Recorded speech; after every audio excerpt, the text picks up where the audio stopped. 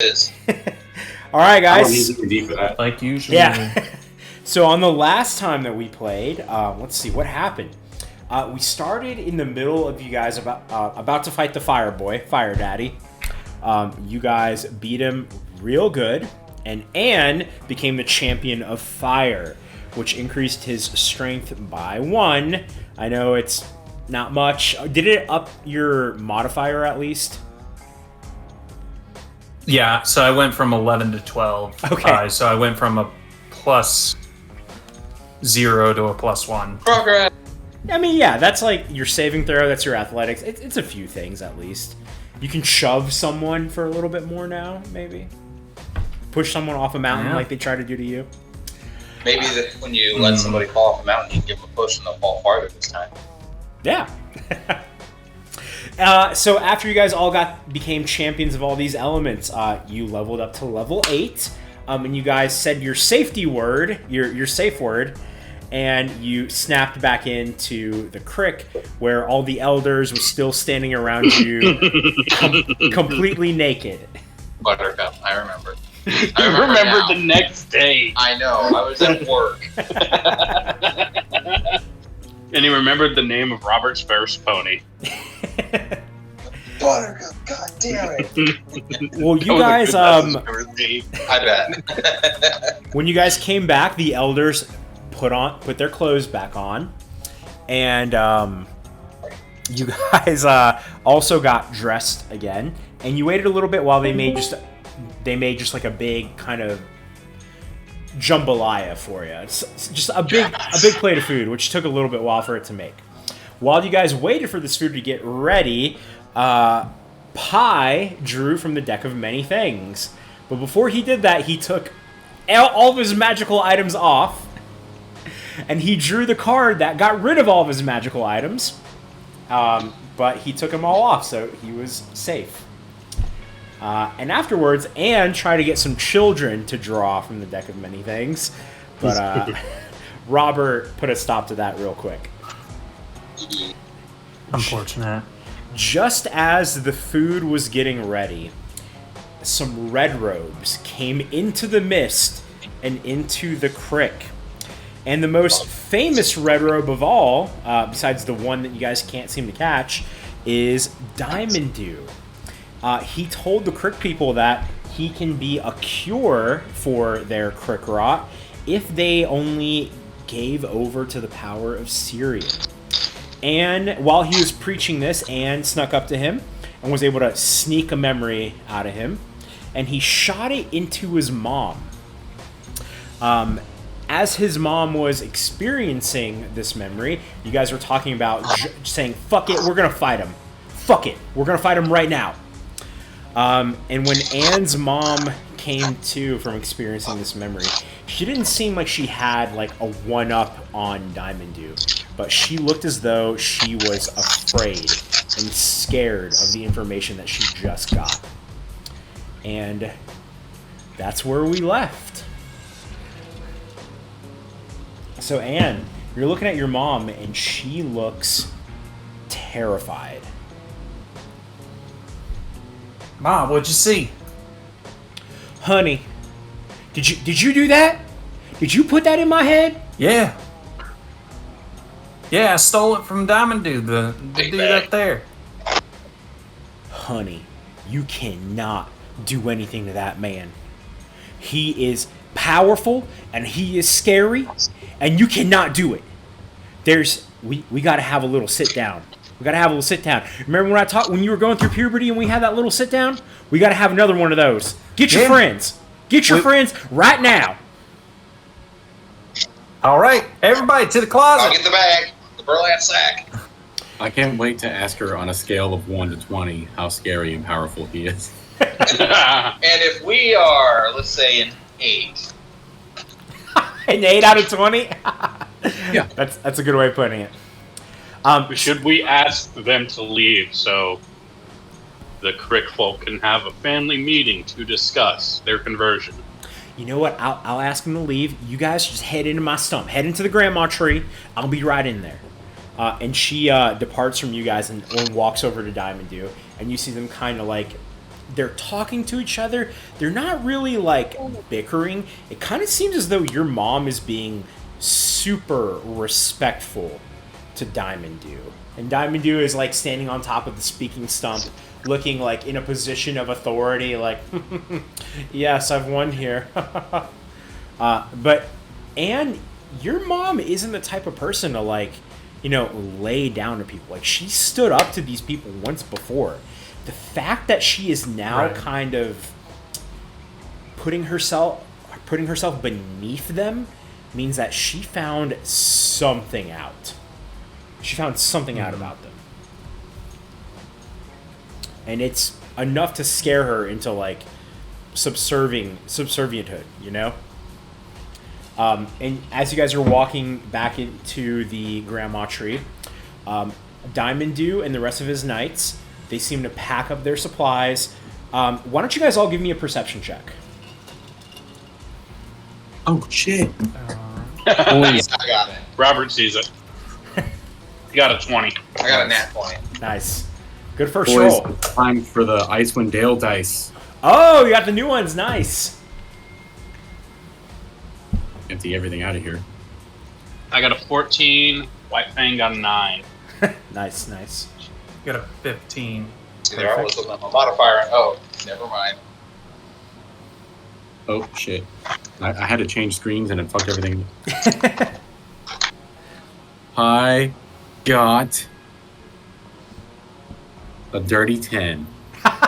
Okay. Ew.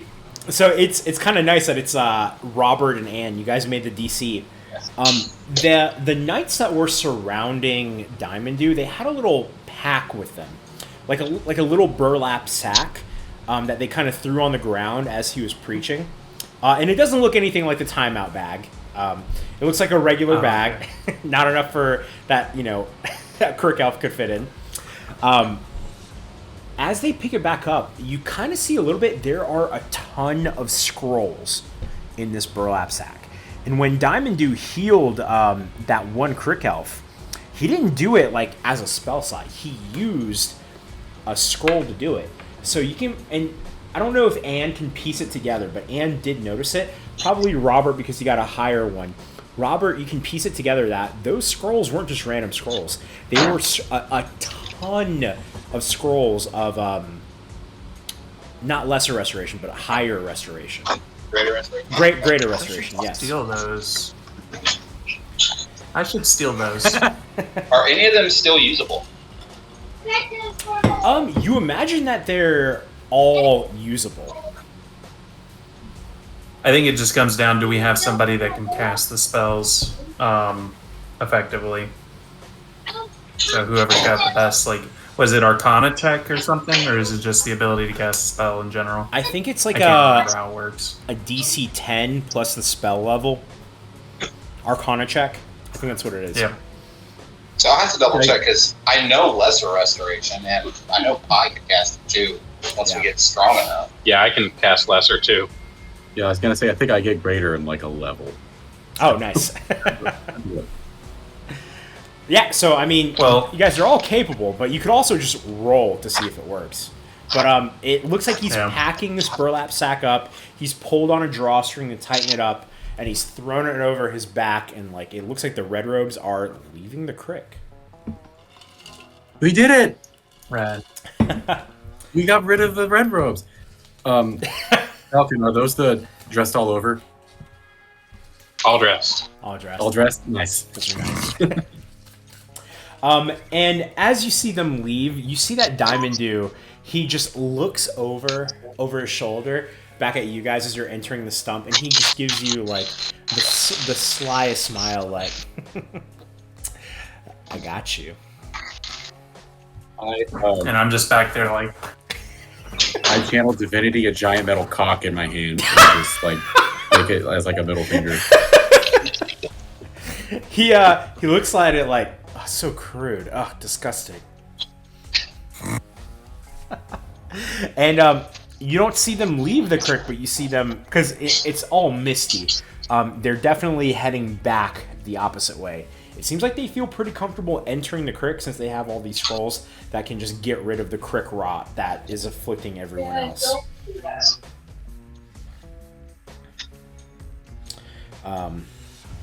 Hey, I cast Greater Restoration. Need those. So, Anne's mom, Meemaw, comes back and she goes, "All right, guys, let's get in the stump. Let's get in the grandma tree. We got to have a little sit down, okay? Come on in, y'all. Come on in, y'all." And starts taking his pants off again. Yeah, Anne. Yeah, we had until somebody stops him. Robert's used to him doing it, so he's just gonna let it go. He knows it's not needed. And that's fine. I know that's your safe space. That's fine. I get it. You got to feel comfortable right now. But we're not gonna have that kind of talk. I mean, I guess it's kind of similar. There's a few birds and bees and seeds and going on and whatnot, but not in that kind of way. So she leads you guys in there. The crowd kind of disperses, and it's just Meemaw and the four of you guys in the stump now. And you guys all kind of sit in this kind of entrance area. I guess what you would call the living room of the stump. Yes. And she says, "Now listen here, youngins. I experienced something from that man there. And you shot up one of his memories into me. That's what happened, right?" Yes, ma'am. Okay, well, I guess you could say I experienced one of his more recent memories. So you guys know how this kind of fog is happening here and there? And, like, there's the worst fog out there. They didn't necessarily make this fog appear, but they are connected. What I saw in my head, he was preaching to his little Syrian god, and normally when you pray, gods don't always listen, and they for sure don't always speak back to you. But whoever this Syrian fella is, they were having a full-blown conversation. Syrian asked him to ask me about establishing a church here, and I said no, Anne. I got no time for those guys. I'm all natural. After I said no, not only did he hear me say no, but also Syrian heard me say no. You guys know all these thin spaces that are happening here and there? Well, Syrian told him he was going to open up a thin space over there on the other island of the creek. Thin spaces, those are two planes kind of overlapping in one spot. And I don't know what plane it is, but there's something from the other plane that is leaving that plane and coming into ours. That's what this fog is. So, did you hear another name when he was praying? Specifically one that started with a T. No, he just addressed him as Lord or my God or just Syrian. That's about it. Dang it. So we find out his actual name. There's power in a name. Oh, you're right. You're right. I concur, my Robert boy. Well, I told you not to use my full name. Listen here, Robert. I am your godmother, and I will call you whatever the hell I want. That's fair. Damn it, Robert. That's your name for all I care. Damn it, that was my name. Dylan's name. Now, from what I heard, and from what I was able to experience from this memory, and why it's so bad here in the creek. Now, you guys know how all the planes that ever existed were all supposedly fruit from the Arvory tree, right? I feel like that's something we may have heard once. Well, yeah. The Arvory tree bore a fruit, and then that fruit became the material plane and bore another fruit. That fruit became the Feywild, so on and so forth. All the different planes that exist out there. Well, the Arvory tree, its roots are so thick, it kind of extends into some of the planes. And I have a feeling that whatever plane is in that thin space that is exposing us to this, the roots are there. And that's why it's so powerful. Because there are thin spaces all over the place. Nothing bad like this ever happens around those thin spaces, though. So whatever is overlapping with us has got to be something powerful or something evil or something. I just don't know. And you know what? Diamond Dude doesn't know either.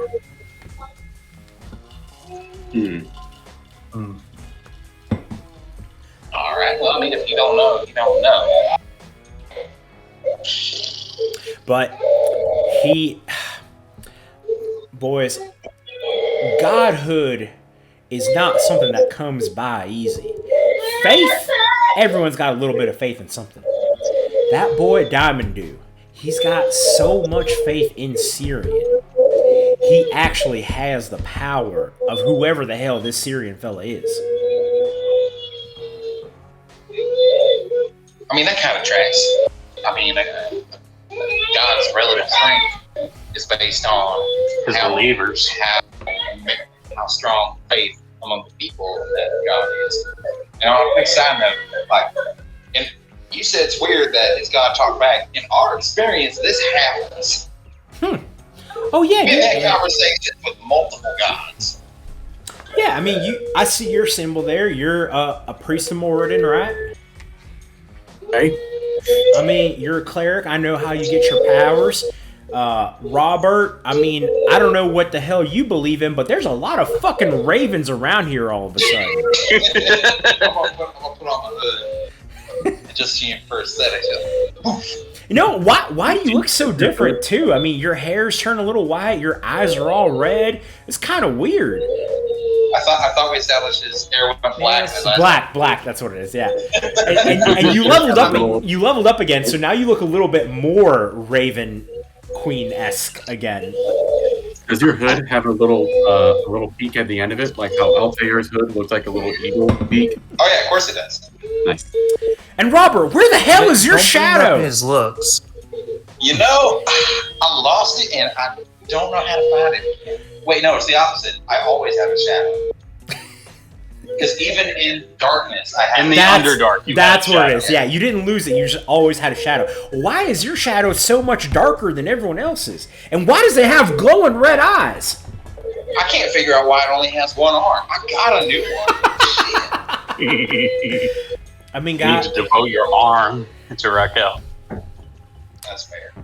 this is a crazy world we're living in, but that Diamond Dew fella, I don't know what his plans is, but the connection that he has between him and this Syrian fella, it's on a whole nother level. I wonder, we found a ring of wish in a place that he was. I wonder if through a similar Like, pattern he achieved his power. y'all fellas made a wish. Is that what you're telling Yeah, me? why ago? Why ago? Yeah. You guys know that a wish is one of the most powerful spells out there. Like, you can't just cast it. There are rules to the laws of nature that come to be when you make a wish. Yeah, we were told that. We were literally told by Marjorie. Yeah, we bumped into that once or twice. She takes a spit into a spit bucket and goes, ding! You're telling me y'all talked to Marjorie? One of the big three. Yeah. LeBron, D-Wade, You and haven't? Chris Bosh, one of the big three? And Syrian is one of the other three. Shit, which one of those Syrian?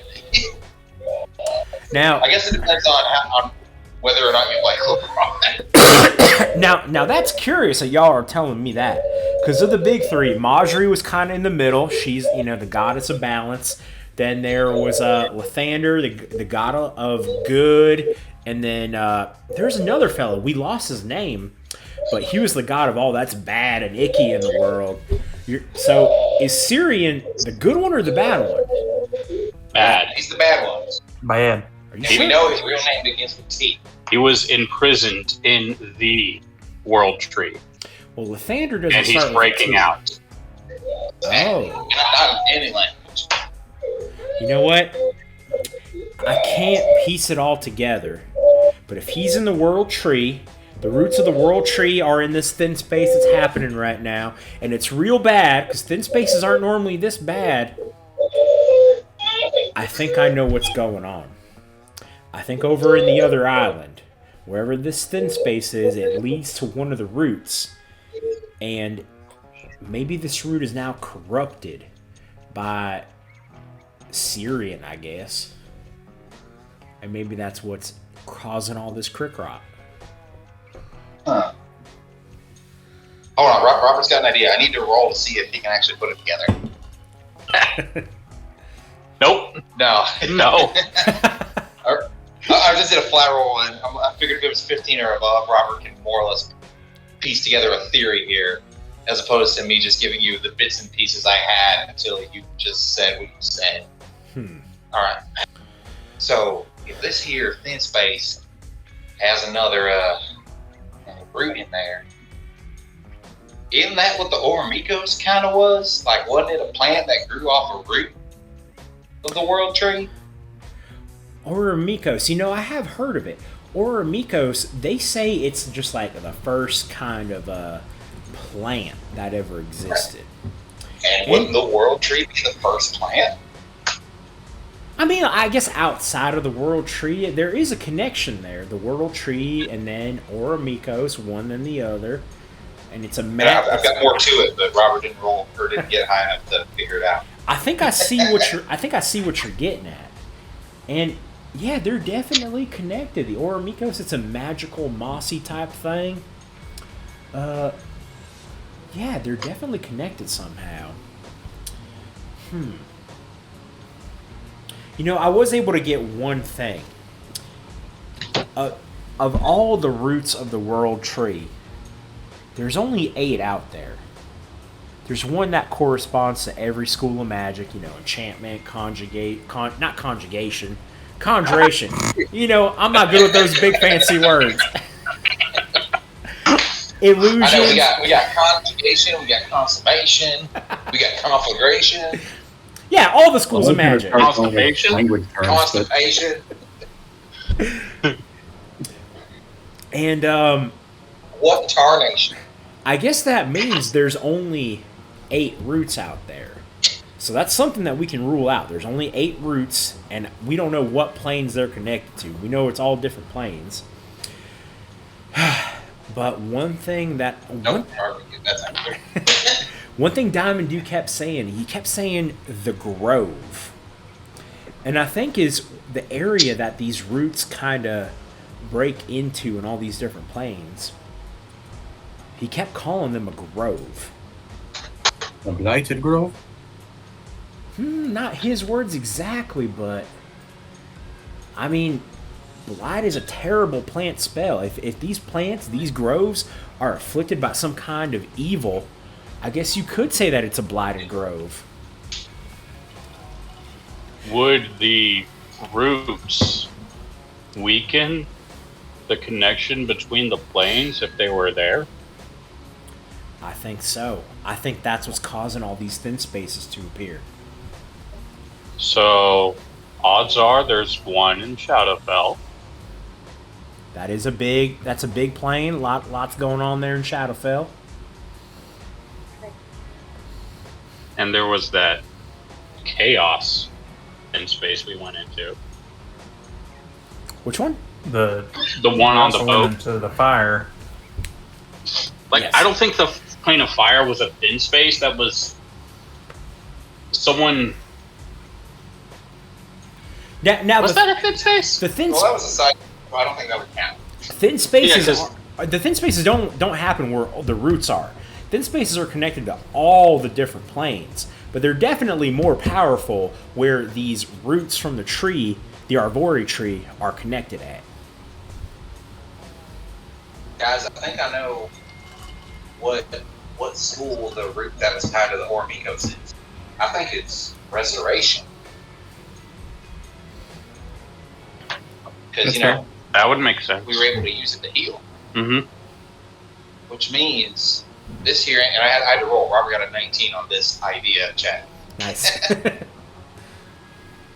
I love this rule I made up for Robert. Does Robert understand what Dylan's putting together? I think he does now. Probably not. Let's give him a chance. Now this here necklace. What? No, that's the poison one. Shit. This one right here that held the Ormiko's healing power in it. If we take it to another route, we might be able to charge it up with a different time. Imagine. Wait. What if we take it to our first encounter with the Thorn people? Session 1. Take it back to that altar. The Tween And Thorns? restore it. Where we found the Tween Thorn. They did say they were from there, but not there. And they also said they were from the ethereal plane. Let's do a quick fast travel. Figure that out. It's like how far away is Spawn Hill from here? About a week. You guys are days away. All right, and You came here by boat, so you that, don't even have your horses. And Pi, your cape can get us, 200 feet of long rest for a day. 200 kilometers per hour. We can travel at about 9,000 miles per minute. Yeah. Well, you get there in a minute, so... Better. I mean, I made it from the west coast to the east coast and back in 7,000 miles. So, 9,000 kilometers? I don't know how many miles that is, but I think that's enough. Yeah, we're not far enough north to have to worry about things being 8 kilometers. As you guys are thinking about this, you see your mom just get into this coughing fit. And after she coughs, you see some black gunk just kind of fall down her lips. Listen here, youngins. I told y'all before that. I try to keep it from you, but y'all know I'm sick. Whatever. My priority right now is seeing what's going on that other island. I've been in there multiple times trying to rescue people, see what's going on, but I just ain't been successful. Y'all have the power of the elementals now. You're at least a little bit stronger than I am. And Anne, you've known your mom. She's quite powerful. On a normal day, she would be a level 10 druid. Right now, because she's sick, Yeah. I'd say she's essentially got 3 or 4 levels of exhaustion. She is weakened real bad right now.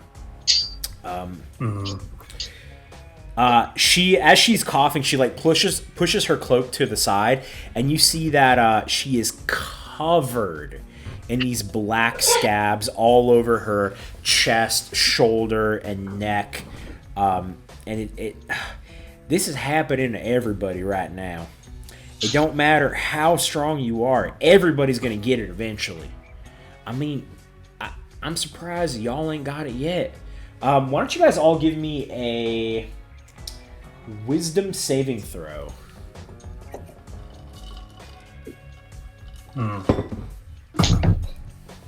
Pass. Well, what's the save? DC 15. Because I got a... Okay. Yeah, my flat was I got a 14. 16, so I'm good. White Fang only got a 12. Hold on. I've got a plus Yeah, I 1 got a wisdom, 12. so it wasn't great.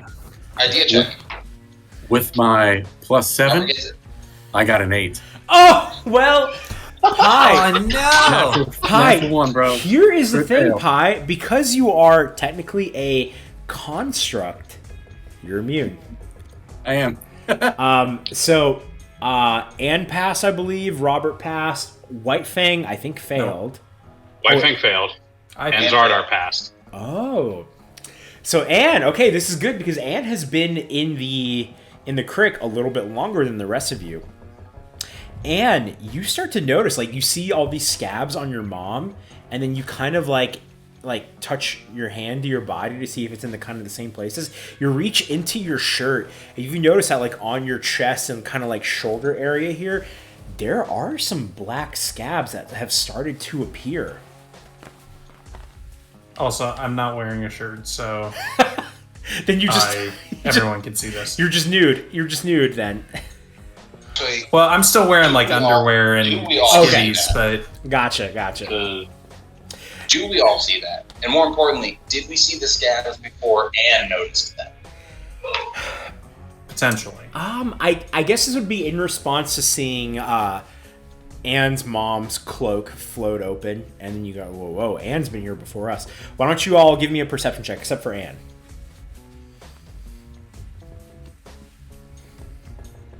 $16 gonna do it? Yep, that'll do it. You notice it before Anne does.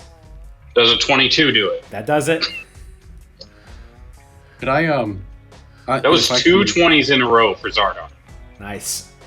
Can I make a medicine check to see if I can maybe find a way to slow down the progression of the rot? Yeah, you could do that. Shit, I'll use lesser restoration to see if that'll help. 25. 25. Okay. So you get up and you take a look at Anne, and then you take a look at his mom, and his mom is looking way worse. You try to piece it together that what they used, what the red robes used on that one crick elf that got rid of it for him, was greater restoration. And you know in your heart that that is what you need. You need greater restoration to get rid of this from everyone. Yeah, I was looking for a way to slow down the progression. To slow it Like down? something that I'm able to do. If there's not a way, then that's cool. Like, would lesser restoration buy her a couple of days? Would it prevent Anne from getting worse in the next day or so? You think that because Anne is like fairly fresh, he has it, but it's like fairly fresh. You don't feel like Anne would need it, but you feel as though Anne's mom would need it. Lesser restoration would probably slow it down on her because she's so advanced in this. But Anne is like, a healthy person who got the cold. They'll get over it, But there are stages to it. You got to keep an eye out on Anne. Yeah. How long is it going to take us to walk to the other island? I mean, it should be right there, right? Not long at all. I mean, not even an hour, hun. It's like not even a 30-minute walk. I mean, you've been here before.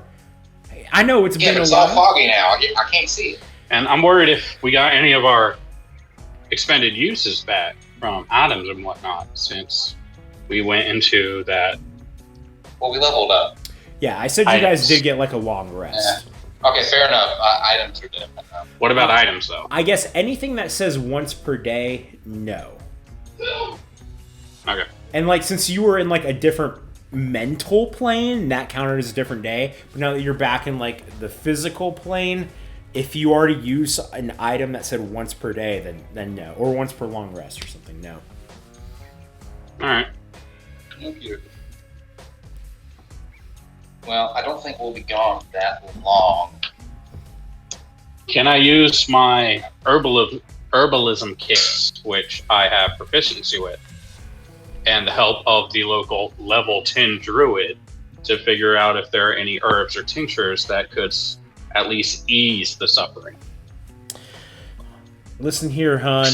I've looked all over this wretched island on herbs, plants, goddamn near everything. This shit hurts. I've made a paste, I've made a medicine, I've made a powder. There's nothing on this island that can ease. It fucking hurts. It fucking hurts. Pull out my sack that has a whole bunch of Underdark mushrooms. Underdark mushrooms?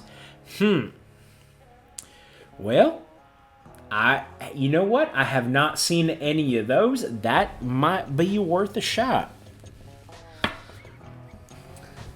I guess give me an herbalism. You're proficient with this. So roll a d20, add your proficiency bonus to it. And I think at level 8, it's what, a +4, Robbie? For proficiency? Mine's +3. +3? I think it's +3. Okay, yeah. So roll a d20. I think we get +3. +4 at level 12. Gotcha. Nope, not good enough. She takes a look at it and she tries to she takes a little lick out of all the different mushrooms to see what they taste like and to think if they might do anything. And she goes, I don't know. These just don't look like they're going to be good. Oh, fuck. I rolled the D20 to see if she got it, but I rolled a 4. That's not going to be enough. I rolled better than her. I think there's only one thing we got to do. We just got to go see where this mist is coming from. And I think we got to go to the other island. Okay, it's cool. All right, I'm gonna go ahead and cast Lesser Restoration on her anyway. Nice. Oh, honey, that you shouldn't have to do that on me. Does feel good though. Whew. I feel a little sprier. Thank you, Robert. Whew. You know what? No problem. Take a butterscotch. Oh shit, yeah. White Fang knocks off his hat and just taps her with the unicorn horn to give her a bit of healing. Oh! There's a horn. You guys didn't need that healing, and he can't use it now. I'm gonna laugh so hard at you. I still have a healing use. I thought you were just I have 2 personal healing uses. I thought you were a smart little doggo. Okay, you know, I got a little dog biscuit for you. And she, I am a smart little doggo. It's also a butterscotch. Oh, you can talk too. You awaken your animal. You know that's a smart thing. I used to have a pet possum, but I awakened it one time. It got too smart and it left me. Never awaken your animal. Oh, Pawpaw. Yeah, little Pawpaw. You know. Remember, White Fang speaks Elvish because we all speak Elvish. Yeah. She gives a White Fang a dog treat that is suspiciously old. He's smart enough to have learned it by now. You're right. It tastes like butterscotch. Yeah, it tastes like butterscotch because it's in the same drawer as the butterscotch candies. Oh, I just saw the suppository thing. The White Fang's like, peanut butterscotch. Like, as you guys are like sitting in the grandma tree, there is like an opening with like a curtain behind it, and you guys hear just echoes and echoes of coughing and like moans of pain. There's a few. Every now and then you hear like screaming come from behind this curtain. Get off me! I'll kill you! I'll kill you all! You hear like the sounds of chains as like someone is chained up somewhere. You see some volunteer helpers like walk in and out as you guys were having this conversation. But now that she tells you like next thing you guys got to do is go to this other island and see what's going on. You guys are feeling just a little bit more upbeat. You know the next thing that you have to do is. Let's do it. Do it. To the island. Let's do it, Ted. What time is it in the creek? I feel like it's gotta be afternoonish, maybe 2 to 4 o'clock. Let's say 3 o'clock. It's about 3 o'clock. You guys think we should turn in and do this tomorrow? You guys did take a long rest. Let's get it. All right. Yeah, fuck it. Let's go. Okay, cool, guys. I'm gonna take a bathroom break. I'll be right back. I'm gonna use the bathroom. You don't tell me when to pee. Okay, you don't have to use it, but I'm just gonna. Okay, Gus. Give me like 45 seconds. Well, now that I have the freedom, I'm going to. I decide when I pee. Someone should, really. What's that?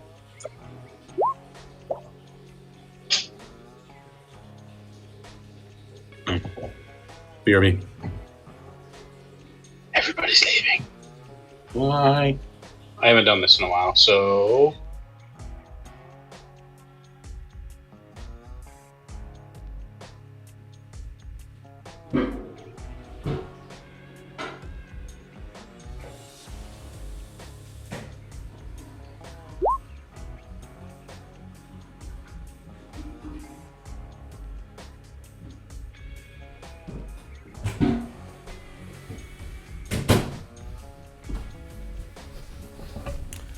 Whoa. I counted in my head, Falcon. That was 37 seconds. I wasn't tracking, you weirdo. I was. You weirdo. I said give me 45 seconds, and I was 8 seconds short. You weirdo. There we go. And how many seconds did you say you counted? 40. Oh, I counted at 37. Okay, I thought you said 33. No. 37, and I said give me 45. Robbie, I got the deck of many things ready to go whenever you're ready for it, man. Nice. Okay. It's so funny that you tried to get the children to use it. Bad. Like, that's so great. Like, one of the children could have leveled up. Or one of the children could have lost a level. Who knows? Or died. Or been imprisoned Into another plane. in a cube somewhere. Isn't there one where, like, a demon gets summoned and it, like, it wants to kill you or fight you or something like that? It makes you, like, make an enemy out of a demon. Which one is it? It's the... Oh, that's right. Oh, these are the ones you guys have already used. I think it's called the Flames. It looks pretty cool, I think. It is... Yeah! Flames. That's the demon one. Nice. That one doesn't have a lot of... There we go. I mean, somewhere there's some demon who's like, I have to find him. I must defeat Nice. him. That looks really cool. I must get Timmy Turner.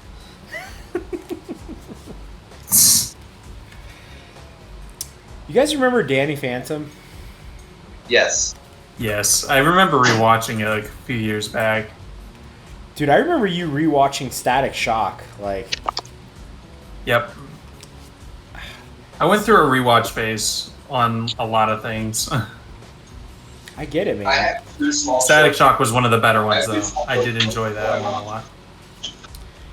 I like started Teen Titans, but I never finished it. I restarted. That's one that I need to get around to. Dude, Yeah. there's Young Justice too. I have to watch season 3 of it.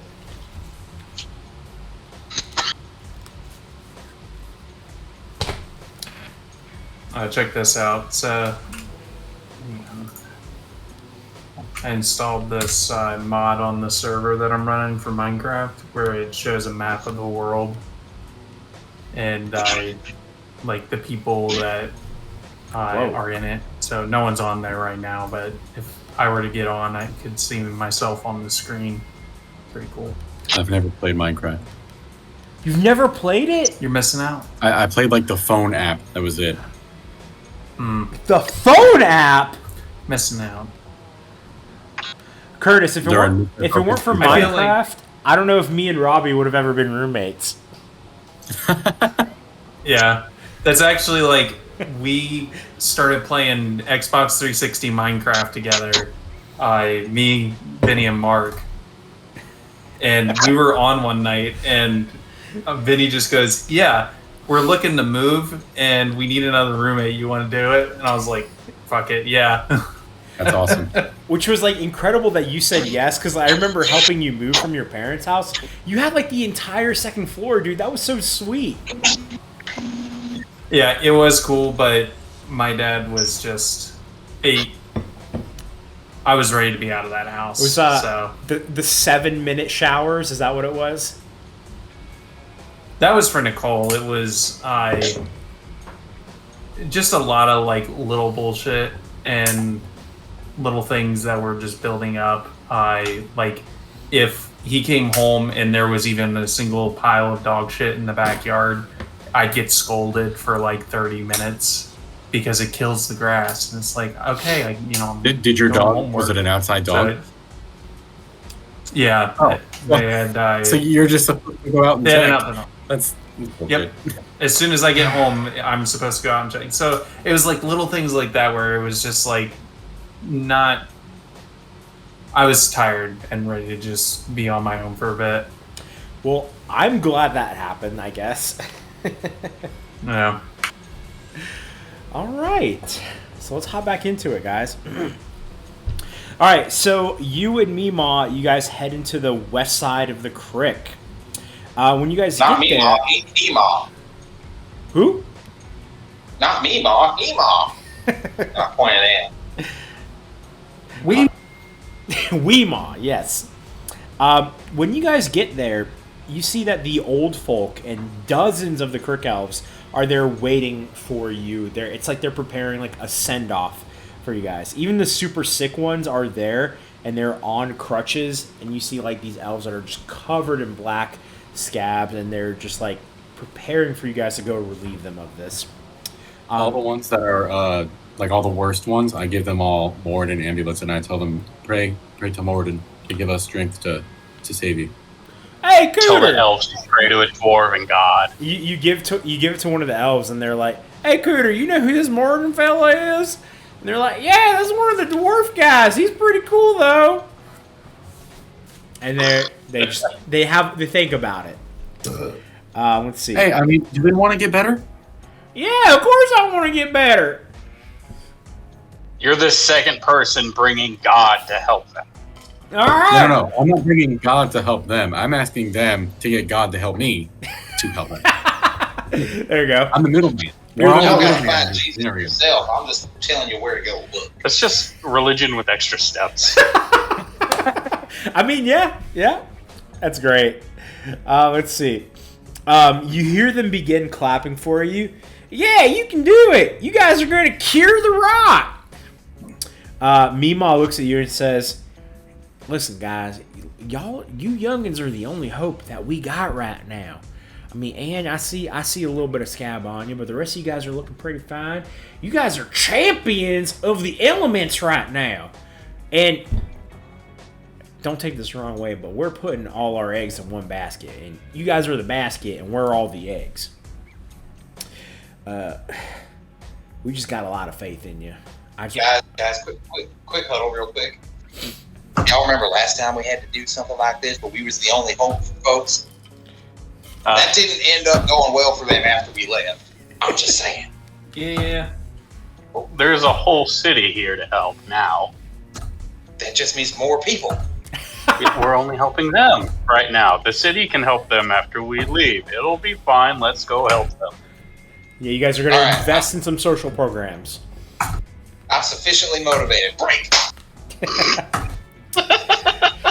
So as they cheer you on, and you guys huddle in front of this bridge leading onto the other island, you see a figure running towards you in the distance. As they Is it a goblin? It's not. As you get closer, it's a crick elf. They burst through this thicker fog, through the bridge and over onto your island, and they have the worst case of crick rot that you guys have seen yet. They are completely covered in black scabs. This person runs out of the fog and collapses on the ground and begins convulsing. The people surrounding you start shouting their name. You see that he has 2 giant, deeply infected marks on his chest with purple thorns sticking out of his skin.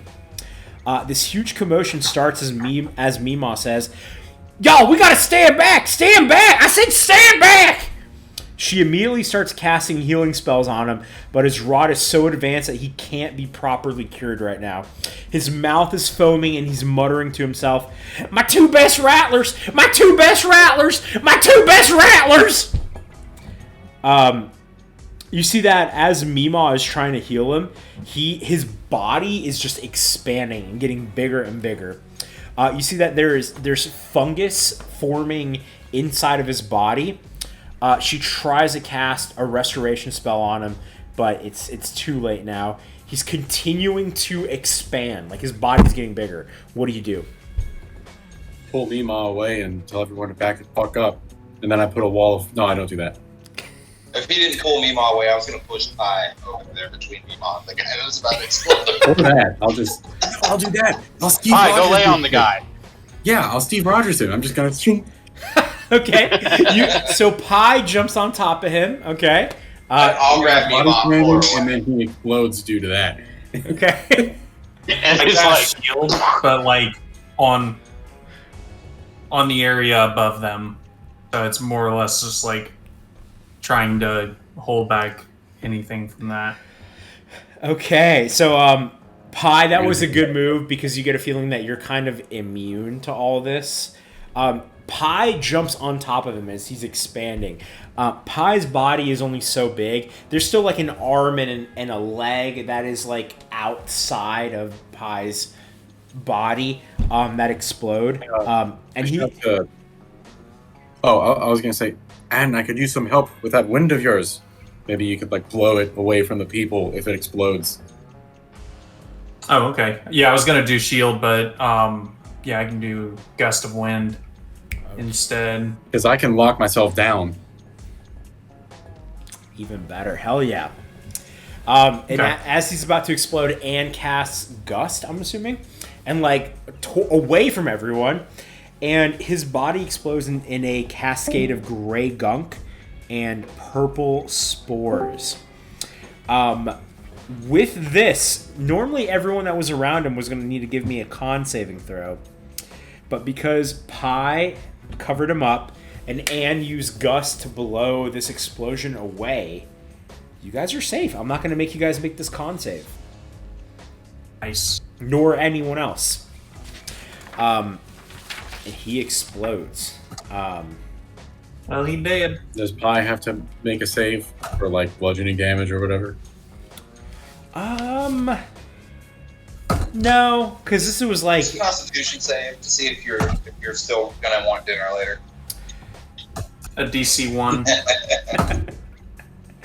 yeah. I mean, this was gonna be like a spore save, but Pi Okay. is good here. So you guys look at each other like, what the hell was that? Trying to figure out what was going on. And you look back at Mima, and she just kind of shrugs her shoulders and she says, Run. I don't think he got out on his own. I think there's someone or something in there that sent him to us. Y'all best be on your guards. Yeah, it looks like someone tried to hit us with a dirty bomb. Are y'all sure you want to go in there? Once you're in there, I don't know what's going to happen. It's thick, you can't see. It's a little bit scary. The creatures are a little bit bigger. Sounds just like my first time at the timeout sack. Let's go! what spells does Pi have in the ring? What spells In does- the ring? Yeah, I your think ring is it's, spell storage. I think Still gotta it's bless. because we used the cure wounds. There were 2 of those in there. So yeah, there's just 1 bless left. That's why Is I there was wanting to wait because I know we had Anyone some. Like, here, like any of the people here that could give up a spell? I bet Anne's mom.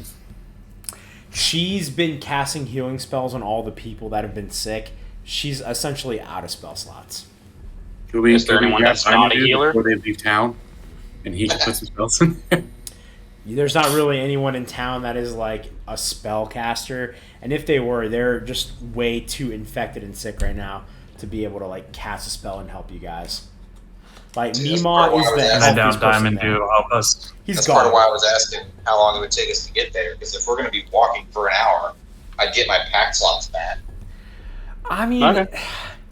I guess Dylan specifically. I guess you would be able to get a short rest because let's say you talked in the thing for a while. I mean, you guys didn't take any damage. I mean, Dylan, you took you took a long rest. You should have everything back. Used one of them on Mima. Cast less. I mean, I guess you cast that during the conversation. If it's like a 30-minute walk over there, then I guess not. Then. Yeah, that's what I was asking. I got you. So I guess you're just short 1 slot. But if it takes us an hour, I can dump another spell in the ring. Yeah, I don't think. Yeah, We can That's walk right. slow.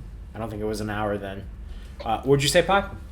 We can walk slow. I mean, it is very thick and foggy. Yeah, but I think that Meemaw walked a little bit fast because she got excited about you guys getting in there and like getting this stuff out. You're just short of one side. I mean, if she's at her fourth level of exhaustion, she's not moving that fast. I mean, which means how high was her movement speed before?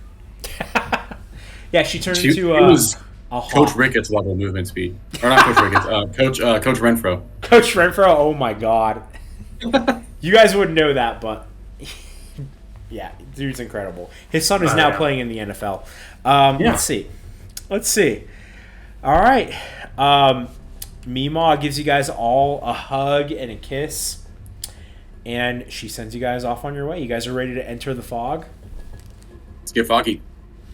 Ooh, quick question. Yes. And before you dispel that there wind you got going, point it at the fog. What's that? Before you dispel that wind spell, point it at the fog. Because I know you can hold that for a while. And just points it at the fog. rotate it. And this is where the fog gets noticeably thicker. Like, it's not like you can see through it. It's literally masking what's on the other side. And it doesn't seem like it's like a type of fog that a fan can blow away. And give me an insight check. All right. Wait, you mean like That's Hunter a Renfro's 9. dad? Yes. Yes. That bastard went to Clarkson. Okay. He did, yeah. Yeah. Dude, I saved his life once, but I got a 9. that's a story for another day. A 9, okay. Yeah. And you blow your gust towards this fog, and this fog isn't really moving. And you can't really figure out why. Do I try? Because it was my idea. Sure. Insight. Robert does not pass his idea check. Okay. You hit the edge. Oh, I hit the edge? Oh, cool. Robert passes his idea check. All Yeah, right. he hit the edge, and it was on the edge of 2 and 20. It was on the far edge. I didn't see. But yeah, yay, I passed my idea check. All right. So Robert tries to piece together as like why this fog, isn't it? It seems less of like a fog that was placed here. It seems a little bit more magical to be dispelled by just a gust of wind. It almost seems as though it's an atmosphere of its own. It's enclosed to this own island, and it's a gust of wind isn't enough to make it change or be different.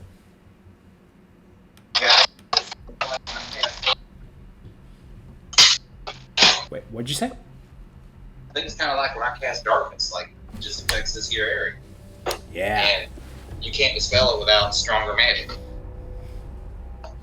That's a good way of putting it. All right. You guys ready to go?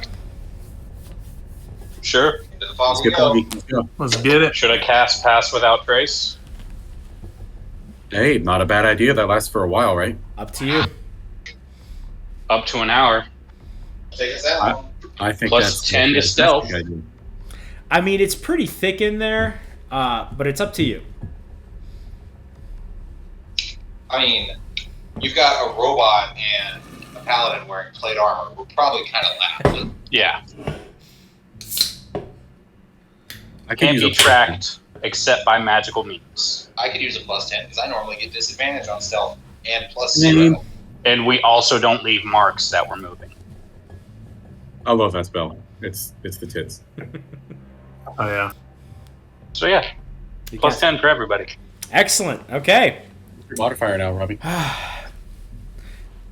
For stealth is 23. All right, so who has the lowest plus to stealth right now? 0. All right, so Same. Yeah. the lowest I can roll is a 17. And I have disadvantage, and the lowest I can roll is a 17. Damn, 3 of y'all have disadvantage. I can't wait to make y'all be sneaky. This is gonna be great.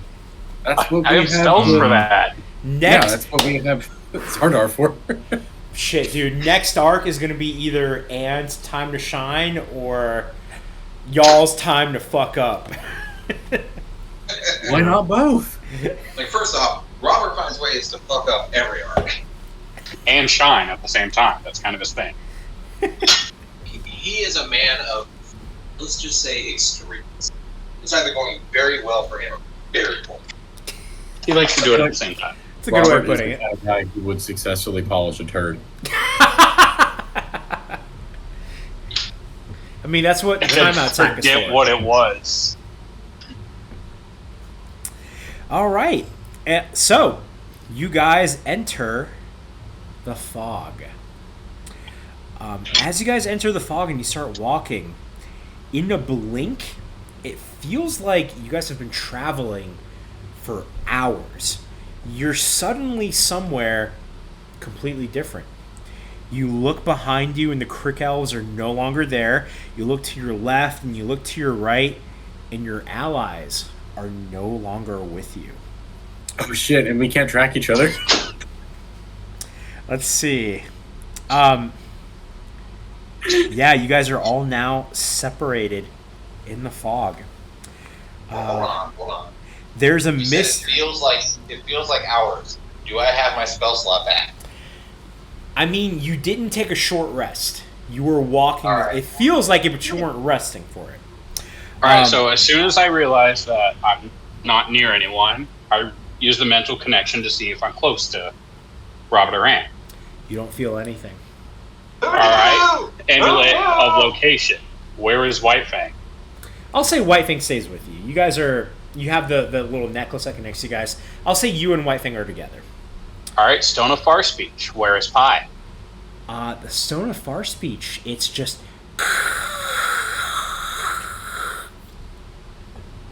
It's just all static. I'm out of ideas. You can hear somebody opening a LaCroix. There's a mist hanging over everything you can see in your immediate surrounding.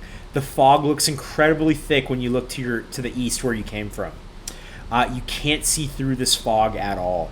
You can also feel the ground rumbling beneath your feet, as if one or more giant beasts moving through your area. Here's what I want you guys to do. Not an initiative roll, but everyone give me a d20, and we're going to go in order from highest to lowest. 16. 14. 9? 19. 19? Okay. 6. Okay, so Anne, Robert, Xardaar, Pi. Okay. Real quick, let it be known that because of keen mind, Pi also always knows what direction he's facing in. This is going to be weird, but that's not working for Pi. That's fine. You don't know if you're north, south, east, west. You have no idea. Too much fog to connect to the satellites, bro. Yeah. So, Anne, you roll the highest. You're going to go first. Roll me a d4. D4. Yes, and once you It's a get it, 1. that's it. That's a 1. Okay, let me put you in that location.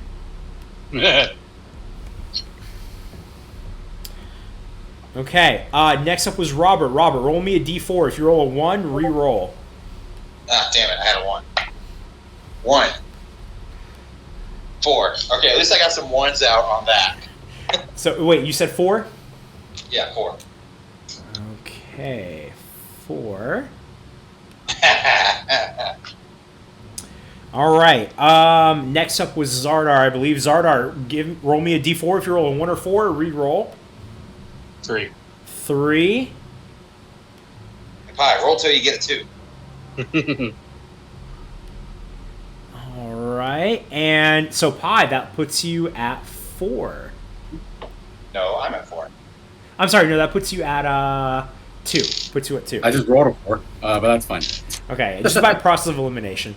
Okay, so Anne, let me move you guys to a new page here. Oh, God. Okay, on Roll20, you guys are on a new page. This is a big page. You may need to zoom out. Okay? So, Anne, when you come to, you don't see any of your party members.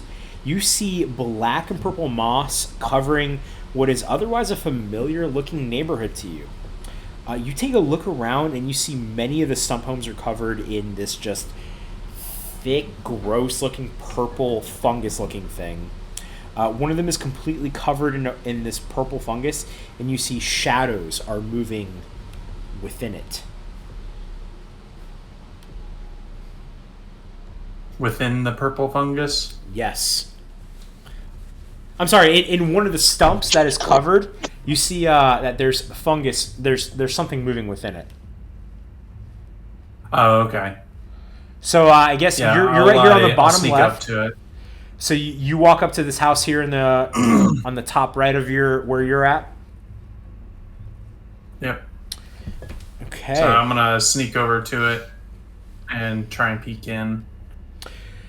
And pass without a trace is like we have to be 30 close feet to of me. Xardaar, right? Yeah. So you do not have pass without a So trace. that's not gonna. Son of a bitch. So, and this is great. You hear a familiar voice say, "Is that you? Is that you, boy?" And it's Mima's voice. It's your mom's voice. Suddenly, this house that you've walked up to here, the door bursts open, and you see that your mom is there, standing there. She looks at you and she says, I don't know what happened. When you guys went into the fog moved over us, and we all found ourselves in the fog. I don't know how long I've been in here for, but this is the only thing that's been keeping me sane. She gives you a handful of this purple moss. You're now in this building with her, in this house with her. There she is. Okay. I moved you. I don't closer see to her. anything. It's black. Oh, is it all covered? Oh shit, my bad. Oh fuck. I mean, I see the purple moss and the stuff, but the house itself is black. Oh, my bad. There My you go. bad. My B. Okay, can you see the rest now? There's so much blood. Yeah. Okay, cool. So you're in the house. What's this stuff over here? Whenever I take a look. And you see that there's some blood inside this stump, and it's kind of all over. This house looks just messed up. It looks fucked up. Hmm. You got to take some of this. You got to take some of this purple moss. It's gonna get your mind right, hon.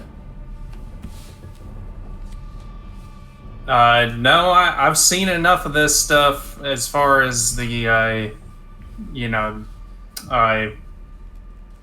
the purple trees and the stuff like that. Eating this stuff's gonna mess me up. No, This ain't honey. right. Eating this stuff is gonna make you good. It's gonna make you all right. It ain't making you right. Give me an insight check.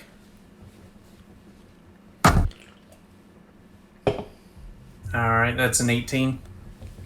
So, Anne, as your mom is holding this purple moss, and she's trying to give it to you, she's getting a little bit more forceful, a little bit more closer. Like your faces are like inches apart now. The illusion breaks, and you, instead of your mom, you now see this skeleton covered with purple needles and this purple moss, splitting its skull, and it's holding the moss in its hand, and it lunges at you, and it tries to shove it down your mouth. We're gonna move on. We'll come back to this. Okay. All right, so spot number 2, I believe this was Pie. So Pie, you can see yourself on the map, right? Yeah. You're on the top right corner. Yes, sir. All right. So Pie, when you come to, you find yourself in this building. There's a sign inside that says, "The School in Stump," which you imagine this is a school. This is where like the school in the crick was at. There's a door right in front of you with the window pane broken. From inside this room, you hear just a child laughing. The hallway is to your left, and the door into this room is in the top left corner here. I'm gonna move to right here, and I'm gonna peek around the corner. Just like see what's over there, and is there anything down there that looks threatening? You peek down around here. You peek around the corner. Give me a perception check. I've been rolling real bad on those. What am I up? It's 4, I think. Should be you should be good at perception, man.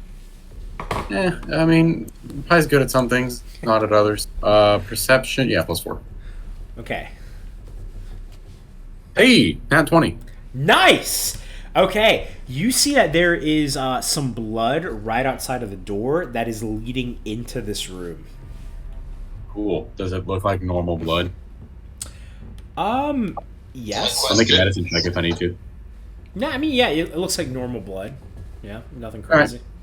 That doesn't bother me then. I'll, with my dope-ass hammer staff at the ready, I will open the door, and I'll be like, hello? Okay, let me reveal this area. I know you're not the real child. The door slowly creeps open, and you see a small humanoid skitter across the floor on all fours. The laughing continues. The humanoid, by the way, is over here in the top right corner, and you just continue hearing. I shut the door and kind of collect myself. Okay. I think I can handle this. Can I open the door back up? Who the fuck are you? You see more blood inside this room. It's way bloodier in this room than it is outside. Okay. I don't bleed. It's not a problem. And yeah, you saw like a child crawling on all fours, which terrifying. I mean, at least to me. I don't know about you guys. It is to me. I mean, a lot of children crawl around on all fours. That's how pretty much anybody, if they crawl, they're crawling on all fours. But like not on their knees, like hands and feet. No, Remind me to record Holt doing that weird thing. He's on his hands, his feet, and his head is dragging across the floor, and he's just so loud. I will. Something is the kid moving around, or are they staying over? Yeah. Well, now they're in the corner there. Yeah, they're staying in the corner. I'll enter the room. I'll go to about here, and I'll say, "Hey, kid, I know you're not a real kid. Let's just get this over with." And I'll cast a fucking cantrip at him. Fuck it. What kind of cantrips do I have? I'll shoot a sacred flame over at this fake kid. What's the save I gotta make? 16, sir. What is it? Con, wisdom? Dex. Dex, okay. Oh, Hopefully shit. this is a clumsy child. My like dice I went was. all the way over there. Alright, I just made it. I just literally, I met it, but beat it. Does it take half damage, or... I don't know. I would assume so. It would say in the description. Target gain must succeed on... Spend like Radiance descends on a target must succeed on a dex saving throw or take damage. Target gains no benefit from cover. It doesn't say that they take damage, any damage on a save, but really it was just I wanted to get its attention. Okay, Know so that I'm not here to fuck around. I'm here to fuck it up. because it passed, it's not going to take any damage. But this child is now going to bend over backwards. There it is. And it's going to look at you and it's going to say, "Are you my daddy? I can't find my daddy." No, I killed your pappy and I'm going to kill you too. It crouches over and it starts to change its form. It twists its body and it turns into the form of an adult, and it screams as spores explode out of its back. You see more movement, this time coming behind you, as you see another creature was hiding behind one of the desks as this child turns into a skeleton covered in purple thorns. That's fine. I've got a plan. And now we're going to go on to location 3, which I believe is Falcon and White Fang. Okay. So Falcon and White Fang, your vision clears as you regain your senses. You guys assume that you're somewhere in the west side of the crick.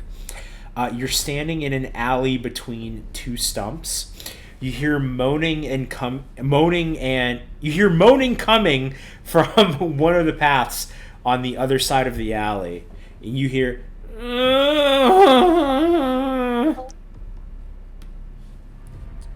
Has it been longer than a minute since I've seen anyone? Yes. I mean,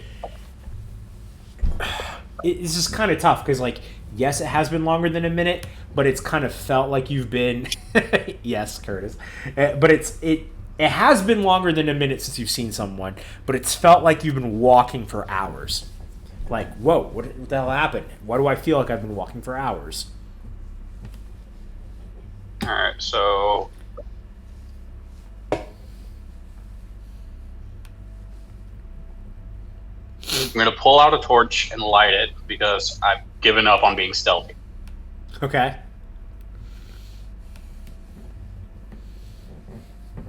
Going to walk to the middle here. Okay. And put the torch into the path. Okay. Just leave it there. I'll pull out a second torch. And I'm going away from the moaning. Because I don't want to deal with that. As you walk here towards the center, you see that there is a crick elf just like a few feet away from you. Let's see. And he's got like a terrible case of the infection. He's clutching his chest, and he reaches out towards you, and he says, "You gotta help me, man! You gotta get it out of me! I'm sick, it's in my chest, you gotta get it out! Get it out of me! Get it out of me!" White Fang says, "There is nothing we can do. We are leaving." He starts crawling towards you so slowly. We are leaving faster. He, as he's crawling towards you, he pulls up his shirt, and you see that, like, in his skin, there's, like, movement, like, happening underneath his skin, like in Alien or something. All right. Get it out of me! Get it out of me, man! Get it out of me! I'm going to shoot him. Okay. Let's see. As you shoot at him, exploding out of this guy's chest is a skeleton covered in purple thorns with some purple moss splitting its head. And now we're going to move on to Dylan. Do they have like a purple mohawk? Yeah, purple mohawk. Yeah. Nice. Let's see. All right, so Dylan, on my screen, it looks like you're like black and white. Can you hear me? Yeah, I can hear you just fine. Okay, cool. As long as you can hear me, that's good. Your lighting's weird. Yeah, it's like you're still on my screen, like you froze, but like I mean, it's all good. Whoa. I think you're back now. Cool. All right, so Robert, you regain your senses inside what looks like a residential stump, like someone's home. The tables here have been turned over. There's blood on the ground, and there's a torn open body that looks like it's already exploded and released some spores. There's clearly been some fighting inside of this stump. You think to yourself, did you do this? Your hands are bloody. What happened here? Hold on, where's the body? I don't see it. I see a lot of blood. I guess I don't have a token for it, but pretend there's a Is body. it in the purple? Yes, let's pretend it's in the purple. Okay. So your hands are bloody, and you think to yourself, what happened here? What did I do? Do I have purple on me? Give me a perception check. and like you're breathing really heavy, like as you come to, like, what the hell happened? I got a 16. There's a little bit of purple on you, all over your hands, on your chest, and you're just like trying to get your bearings. Like, what the hell happened? Why is there blood on my hands? All right, I'm gonna wipe off all the purple with my crude arm because it's immune to poison, Nice. and I'm immune to disease because I'm a paladin. Nice. Because, yay. So I'm like nasty, gross. All right, murder house. Let's see. Is that a door over there in the corner? Give me a perception check. Because I see windows. Yes. That one was a 13. Okay, 13. All right, so you look around this room and you're like breathing really heavy. You have a hard time kind of like centering yourself, and like you see a door, but you don't think like, oh, that's an exit. You see a window and you're like, oh shit, that's just a part of the wall. But as you look around, you do find a blood-soaked journal.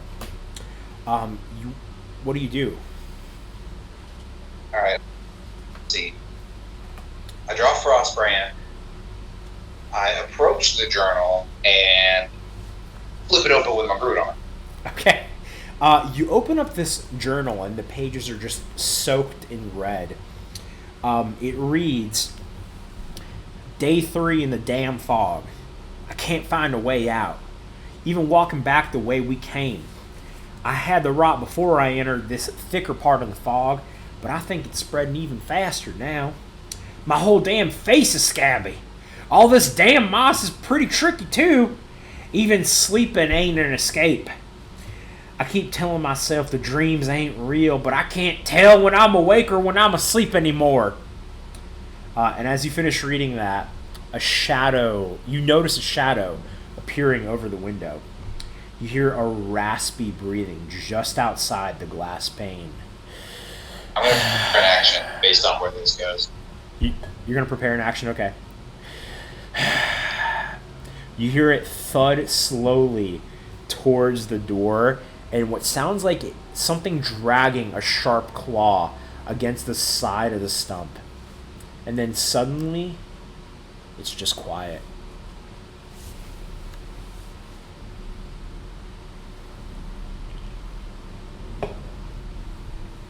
All right. I guess I know where the door is now. Yeah, the door would be... where the hell's the door? Yeah, right there. All right. Suddenly, Okay. after a few seconds, the door is kicked open and a skeleton appears through. All right, Ooh, guys. he's got extra arms. Everyone, roll initiative for me. I guess everybody else wouldn't be around for the coffee. Yes. No coffee this time. I'm sorry, boys. 17. Where the hell is my thing? Here we go. 14. 19. Hey! All right, wait. So 17 is Robert. 14 is Xardaar. But there's a tie, right? I thought he said 19, because that's what I got. I thought he said the same thing. Okay. And that bugger kicking in the And door. I got a 21. That bugger kicking in the door triggered my action. Nice. Okay. All right. So 19 for Pi, or 21. Actually, let me get this straight. 21 for Anne. 19 for Pi. Okay. Let me roll initiative for these bad boys. And here's what we'll do. We'll go like in initiative order, but one space at a time. Okay. Just see like who goes first for each one.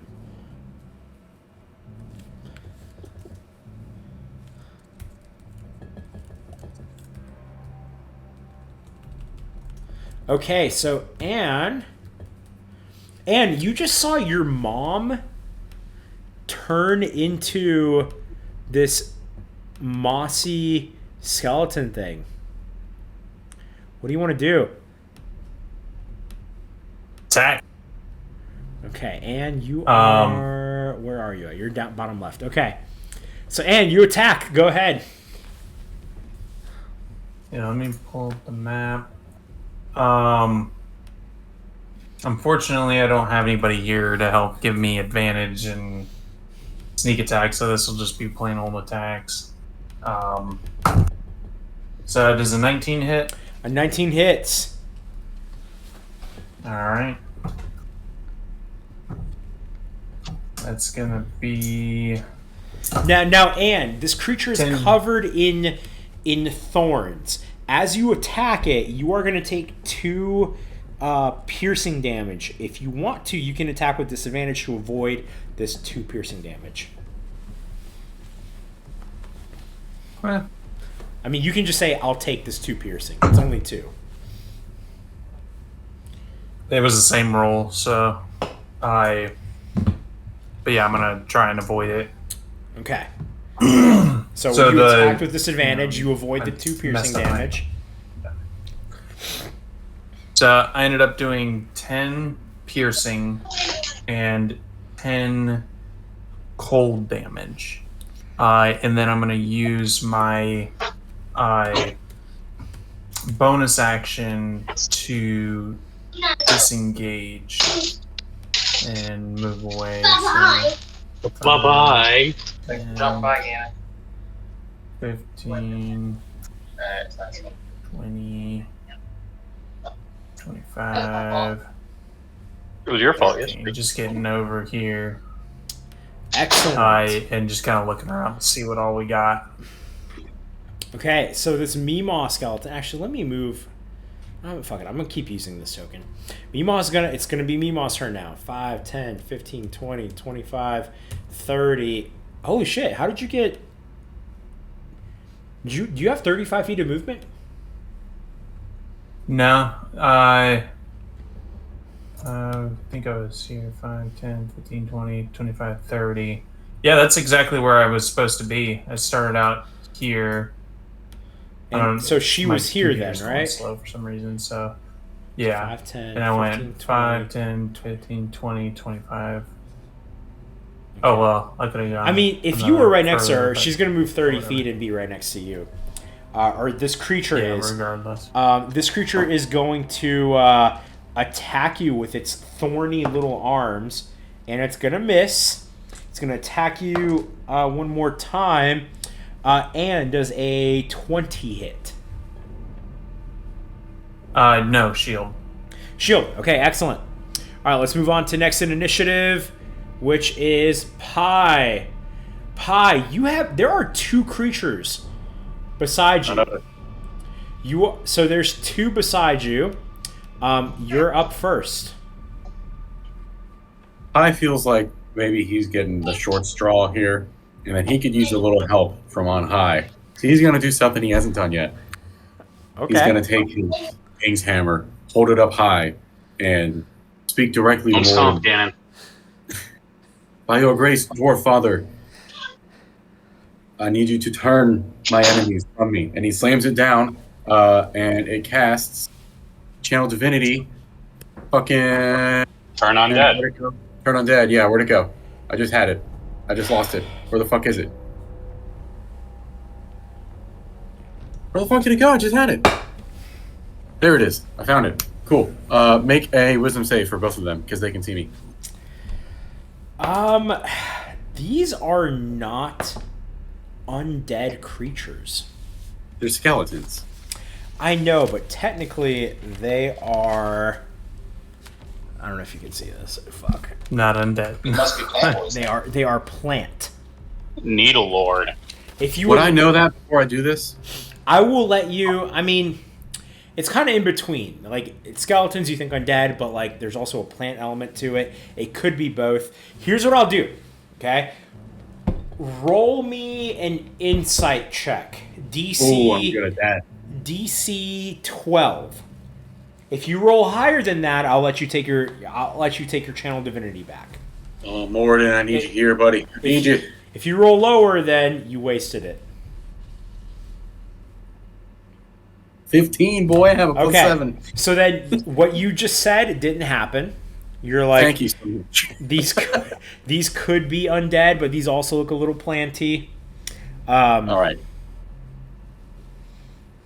Cool. In that case, thank you again. Seriously, I appreciate that because that was my action. Yeah. And that would have sucked. No, you're good, man. You're good. Instead, go over here, and I will bonus action spiritual weapon this guy first.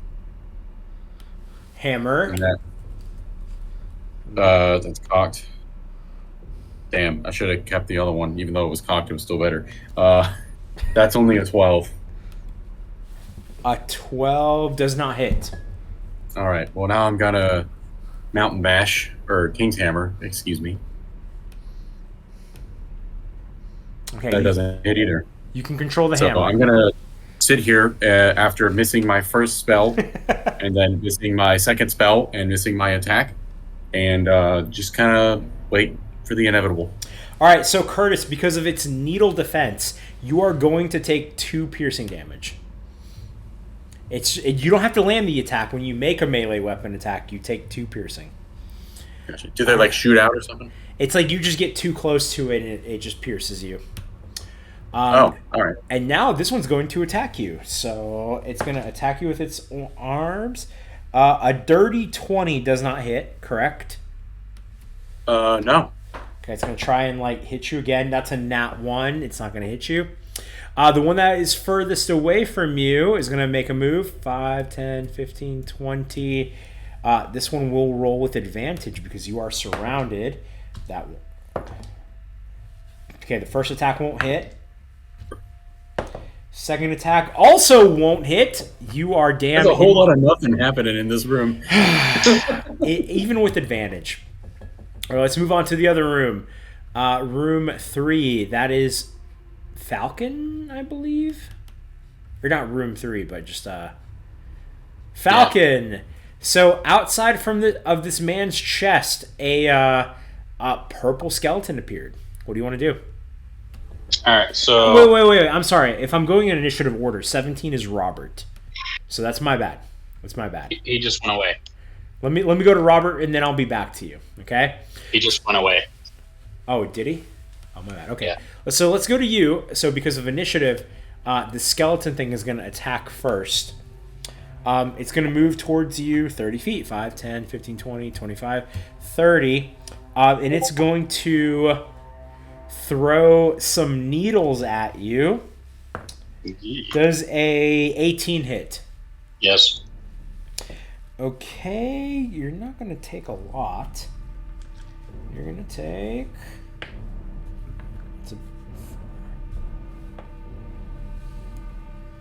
You're going to take 8 piercing damage. It's going to throw another needle at you. And it'll miss. Okay, now it's your go. Alright, he's back. You want to do his thing? But me? Yeah. Oh, right. Me? Okay. Well, since I'm with you right now, Falcon, let's resolve your turn. Since the order doesn't really matter too much right now. Yeah. Alright, so gonna shoot at it, I guess. I will use my bonus my bonus action to cast Hunter's Mark. Okay, it is marked. Marked. Does a 13 hit? 13 does not hit. Does a 29 hit? 29 hits. Alright, so I'm going to use my Grasping Arrow. Oh, yeah. That'll add 2d6 poison.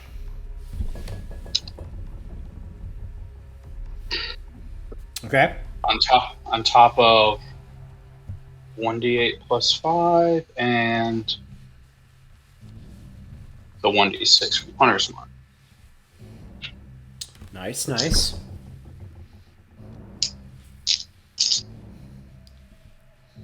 Alright, so that is 11 piercing damage and 4 poison damage. So 15. Cool. And I'm going to go ahead and use Action Surge. Nice. Attack him again. The 20 hits. A nat 20 definitely hits. Ooh. So you made 2 more attacks. Okay. A dirty 20 and a nat 20. So first one 6 is 11 piercing damage. Excellent. The second one is max roll, so that's It's going to be a lot. 6, 14 plus 12, 26 plus 5 is 31 piercing damage. Falcon, this thing is beyond bloody. It is on death's door.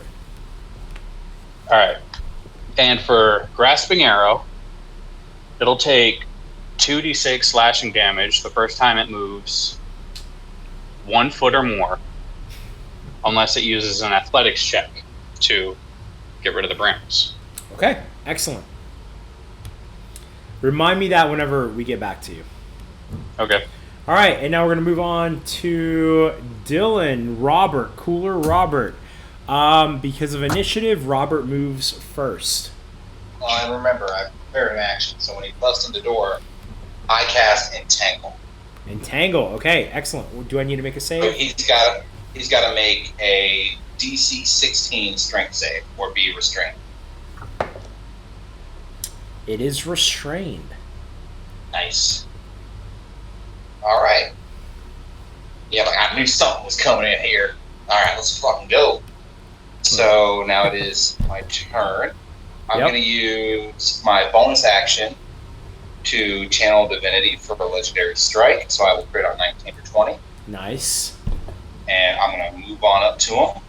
Still Entangleized. And I'm going to take a whack at him on Frostbrand. You right. have... Let's see. He's restrained, so I'll have advantage. Yes, you are correct. All right, first roll's an 18. Does that hit? Yes. Okay. Ooh, I crit. I rolled a 19. Nice. Fuck yes. I'm going to burn a 2nd level spell for Divine Smite. So that's... Man.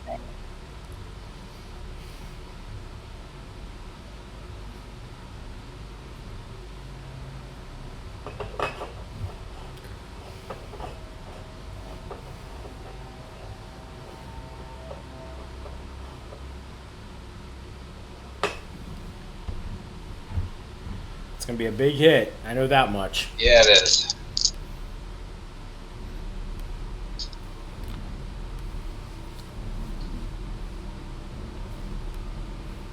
Alright, so that's going to be... Does he have resistance to slashing, cold, or radiant? So I don't have to break this down. It does not, no. Alright, so that's 59 damage. 59? Yeah. You It was fucking... 43 before my rolls, and my rolls were not good. You fucking one-shot this thing, man. Jesus. You absolutely obliterated this creature. I love it. So yeah, so he bursts in the door, and Robert's ready. He's like, I am Groot. Catches him up, just walks on up. You messed with the wrong motherfucker. And he just explodes. And I guess I take 2 piercing damage. Oh, yeah, you do. Yeah, you take 2 piercing damage.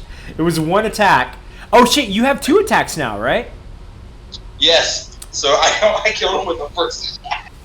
Nice, So let's see how dude. much damage I do total. Yeah, that second attack would have... I mean... Well, my second attack missed, unless a 13 would have hit him. Mm-mm. Because I rolled a 5 and a 4. Damn. But I critted, so basically I got 2 attacks off of that. Nice. Oh, that was fun. All right, so I don't know how much movement you have left, but you can now, like, leave this stump area that you're in. Yeah, I've got enough to get right out the door. Okay, you get right out the door. I'm going to drag you over to where the top left, where Xardaar is. You're basically right about here. Yeah, just so you guys are all like end up on one common kind of area. All right. So you can kind of see the thing. All right, so I'm back to Anne. Anne, you move first. Anne, your mom turned into a skeleton and tried to shove some purple moss down your throat, and you hit it. You made you did some damage to it, about 20. It's your turn. Yeah. Let's see.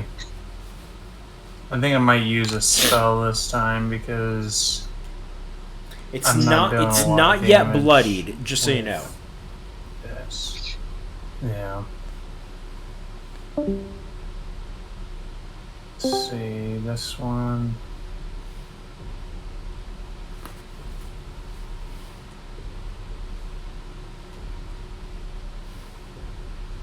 Okay, I'm gonna cast. So first thing I'm gonna do, I'm gonna use my bonus action to back away, disengage, and get away. So I'm gonna move 5, 10, 15. I'm gonna stop at about 15. Just want to get a little bit of distance, and then I'm gonna cast Ice Knife. So Ice Knife, I make a ranged spell attack. You see shards of ice. Fling at this skeleton. So I need to make a ranged spell attack. Let's see.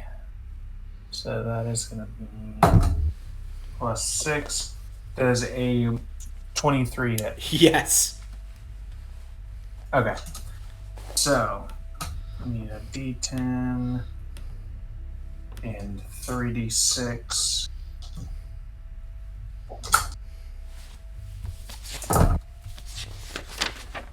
Alright. That's gonna be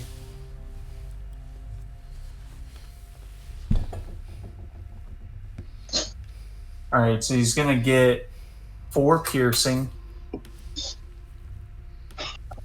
And then on top of that, he is going to get 14 cold damage.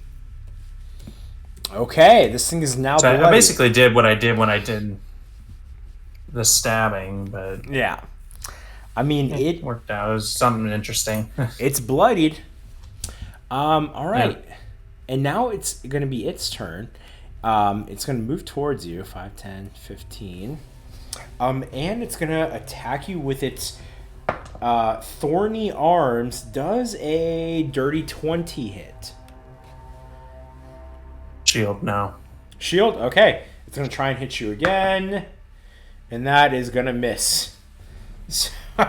2 shields, right. 2 misses. Okay. I think Pi is up next. Pi, you are in the school building. And you are moving first. There's one on either side of you. I'm going to take these fuckers to school. 26. 26 hits. I'm going to hit the top one. Okay. This is with the Mountain Basher, or the King's Hammer, excuse me. Gotcha. 2d6 plus 4. Those are garbage. That's 7 bludgeoning damage. Plus, new class feature. Wait. What did you roll to hit it? 26, I said, right? Oh, I'm sorry. Yes, that hits. A 26 definitely hits. Yeah, and I got my new class feature, Divine Strike. So he's also going to take... Fuck yeah, max die, 8 points of fire damage. Woo! Okay, nice. And I assume he's not dead yet. Not yet. Yes. All right. You can still use your hammer, your floating. Yeah, hammer. I've used that. Now it's time for bonus action, spiritual weapon. It's a 13. 13 does not hit.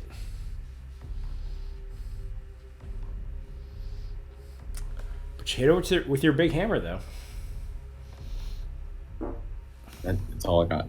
Okay, excellent. It's now going to be these creatures' turn. The top one, it's going to roll with advantage. That's a 3. And a 19 will not hit Pi. Nope. What's their modifier? Because I can just tell you now. It's a +6. So the highest I could roll is I guess a 25 or a 26. If I roll at 20. The second one is gonna roll. That is a 19 with advantage, and then that is a nat 1 with advantage. Neither of these are gonna hit you, Pi. Wait, Pi. You are gonna take 2 piercing damage because you made a melee attack against one of them. Yeah. I swear, if I die by piercing damage. 2 piercing damage? Dog, you're good. Okay. No, I know. It would take a lot. Taking so long. All right, and so moving down the line, we're back to Robert. Wait, Robert, you killed it. You're out of the room. Robert, there is... So as you walk out, you see Whitefang and Xardaar in front of you. There is... Hey, guys! Xardaar, Whitefang, you respond? When did you get here? Just a second ago. I killed mine. You got one left? It's right there. I'm probably about to go down. It literally has 3... I'll tell you right now, it has 3 HP. Like, it's almost gone. Don't worry, I got this one. No, you can move on after I kill it. I got this one. Well, I just hit it and it's dead. It doesn't matter how much damage I roll. Yeah, I feel with like your modifiers and stuff, you're in a good place. Yeah, it died. All right, do you have... I rolled a 20-something to hit, and yeah, it's dead. Yeah, that for sure hits. Okay, that is your 202nd kill. Nice. Oh, I take 2 piercing damage. You do take 2 piercing damage, yes. All right. Do we hear anything coming from any of the other stumps? Give me a perception check. 21. 21. You hear something coming from the stump on the bottom left and the stump on the top left. You go in yours, I'll go in mine. All right, where's the door to my stump?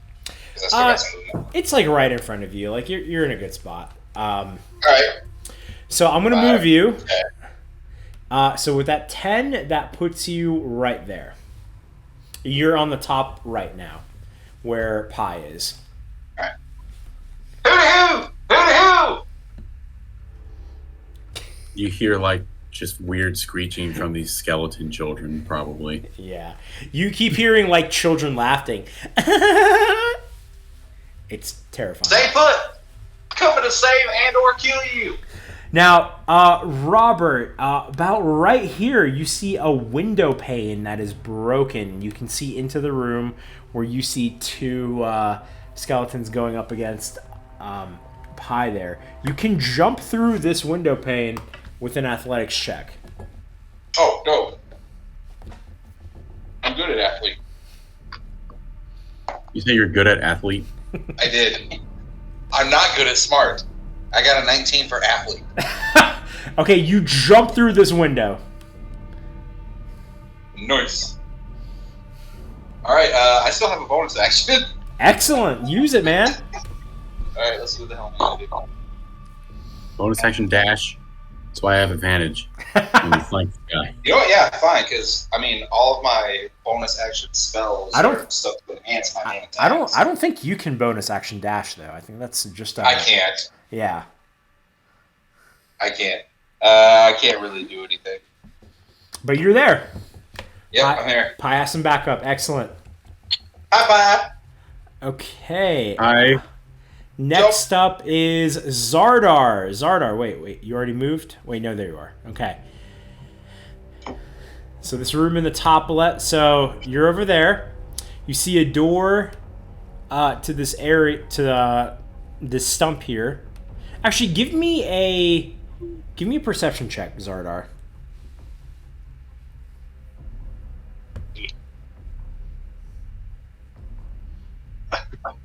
Over 20. Okay. You definitely hear some fighting coming from this stump right here. From that stump? Yep. Even though that's not the stump that has opening. Wait. I moved down, but your map is flipped and you sent Robert to a different stump than what I was actually next to. Okay, I got you. Yeah, I was confused because I'm like, wait, you're on the top left, but now you're on the bottom left. Okay, never mind. You hear some sounds from this one here. I just noticed Ann in there. I'm gonna flip you so that like there's a door right there. Like imagine this has been rotating. Okay. I'll let you phase through the wall. Yoop. Whoa. Hello. Okay. All right. Yeah, you phase through the door. You see Robert. Or, I'm sorry. You see Anne against a creature there. Do what you got to do. Hello. Man. Hello. Want help? Get him. Yeah, get him. Okay. Get him. All right. So White Fang darts around.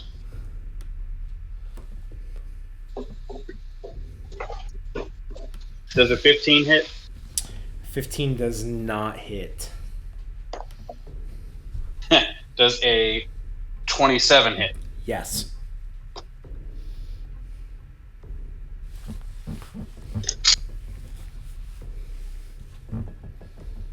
I'm not going to use something. Wait, bonus action, I'll just transfer it. Sure. I'm cool with that. Ugh. The creature did That die, is- but I'm cool with it. Well, it says I can use a bonus action to transfer it if I killed a creature. You didn't kill it, though. Well, if it dies. Does it say you have to kill it? Either way, I'll that's fine with me. If the target drops to 0 hit points before the spell ends. All right, cool. Either way, we're good. Alright, so that's 8 piercing damage. Excellent.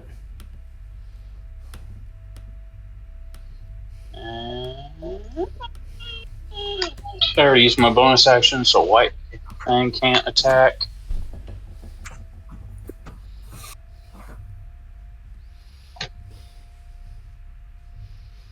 Alright, so that's my stuff.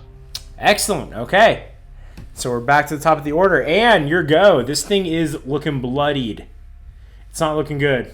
And You have advantage. now I can use You do, yes. my thing, whatever. Your sneak attack. All right, that was a 25 to hit, Hits. so that'll hit. And go ahead and roll sneak attack. That. I love sneak attack. So we're gonna do 9 piercing. Then we're gonna do 5 cold. Oh, that's not my sneak attack damage yet. Wait, so my sneak attack damage is that- gonna be piercing as well. That's enough. That's enough to kill it. I think he wants to Okay, do it 'cause- anyway, though. But go ahead. Like, tell me your sneak attack The rest of damage, it was 18. man. Okay. 18. You so kill it, man. That is your 27 plus 5. That's your 39th kill. Looking good. Yes. Okay. So that Okay. one will not attack you. Following the order, next would be Pie. Pie, you're a little surrounded. Your go. All right, I'm Wait, gonna do wait. what I did last time. Also, Anne, you take 2 damage, and also White Fang takes 2 damage. Aw. Why? Because it made a melee attack against it. White Fang didn't attack. Did it not? No, No. he used his He bonus, dodged. but I couldn't. Oh, I thought White Fang attacked. Then never mind. Never mind. Only Anne takes 2 damage then. Good. I'm gonna do what I did last time because I liked the outcome of that. Smack I'm with a gonna hammer, and then the other With the hammer. Oh, that is a 24 to hit, sir. Hits. For sure That's hits. better. Come on, roll high. That's better than last time. That's 10 bludgeoning damage. Nice. It's still up, I assume. Yes, This it's, is a top one I'm it's attacking. bloody though. It's bloodied. All right, well, it also takes another 6 fire damage. Oh, nice. still up? It's like, what's this? Dude, this thing is barely up. It's on death's door. It dies to spiritual weapon. I just hit it. Okay. I assume it had like 1 or 2 HP. Had 4, but I'm. Oh well, then I'll actually roll damage. Okay. I rolled another 24 to hit. That hits. Actually 25 this time. Let me make sure we're doing spiritual weapon right. I didn't check last time. Oh shit! I actually did 4 more damage last time. So he would technically. Well, you kill it no matter what, then. Yeah. I forgot to add the +4 last time. Okay. So it would have been dead last time.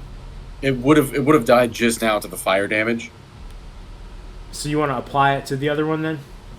Yeah, if that's okay, I would like Yeah. to use the spiritual weapon on the other one then. Yeah, we'll that's do that. cool. And that's 6, 7, 8, 10 force damage. 10. Nice. Okay. Excellent. And now this boy is going to. I guess we're going in initiative order. Let me make sure I'm good. I say if it's initiative order, I'm up. Yes, if we're going in initiative order, Robert would be next since he's in the Before room. he goes, I'm gonna say, if you kill it, make sure you say school's out. All right, so I'm gonna charge it. Boy, you gonna learn today. It's got advantage. I still got legendary strike. Nice. All right, first attack hits. Let's see if I crit. I do not crit, but I hit.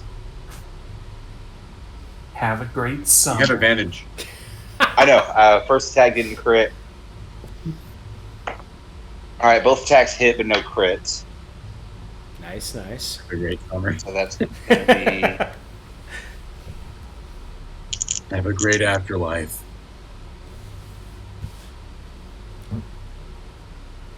That's 27 slashing 27. and 27 slashing Oh, he did. and 9 cold. Is and that then both attacks? that's both attacks, and that's probably not enough to do it. So I'm gonna go ahead and hit it with a divine smite. This will be a first level, Nice. and then let's see, that will be 10 radiant. Excellent. Tell me what happens. Nice. It had 3 HP left, so that was Okay, I did. way more than you needed. I did more than enough. All right, so yeah, I'm like, you gonna learn today, boy.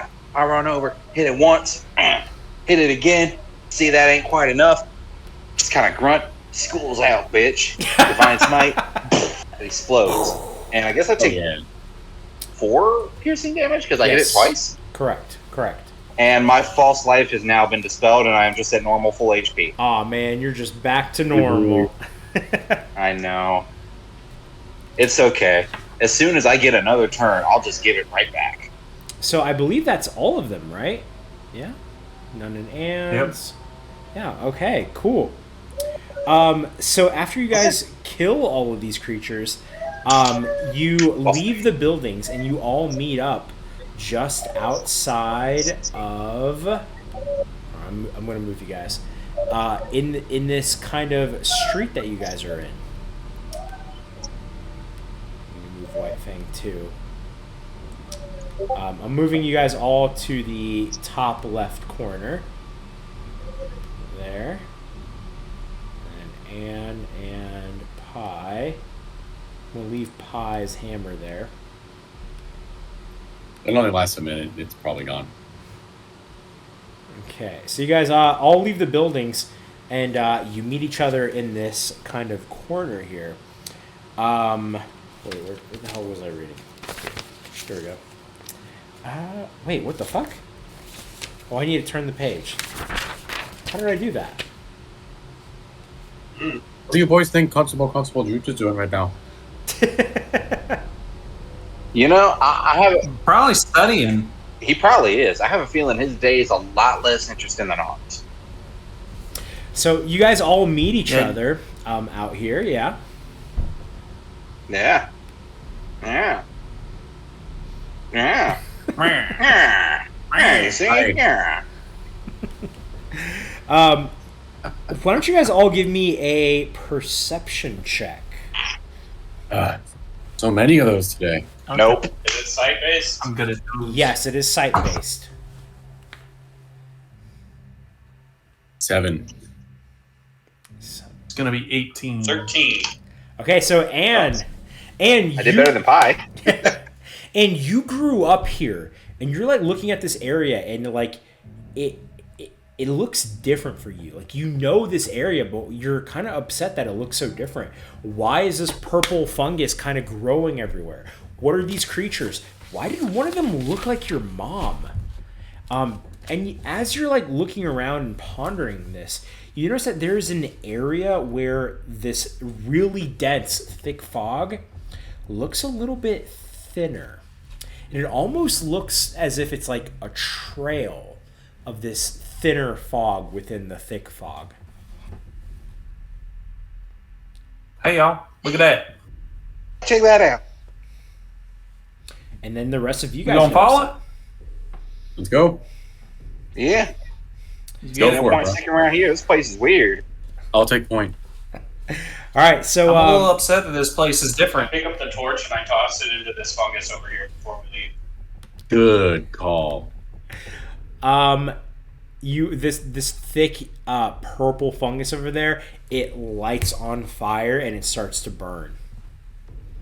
I will hit Oh, nice. every Good to know. fungus with my hammer because I get free fire damage now. You hit it with your Go your ahead. hammer, and it does a little bit of fire damage to it. It's not enough to like completely put it all out, but wherever you hit it with your hammer, that spot seems to be like free of the fungus. That is cool. I'm only gonna do it the one time and then be like, "That's dumb."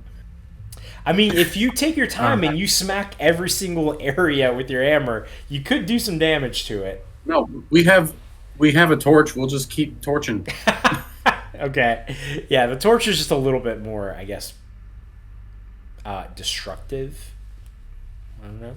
Yeah. It spreads a little bit more. It streams. I unfortunately don't have any fire spells.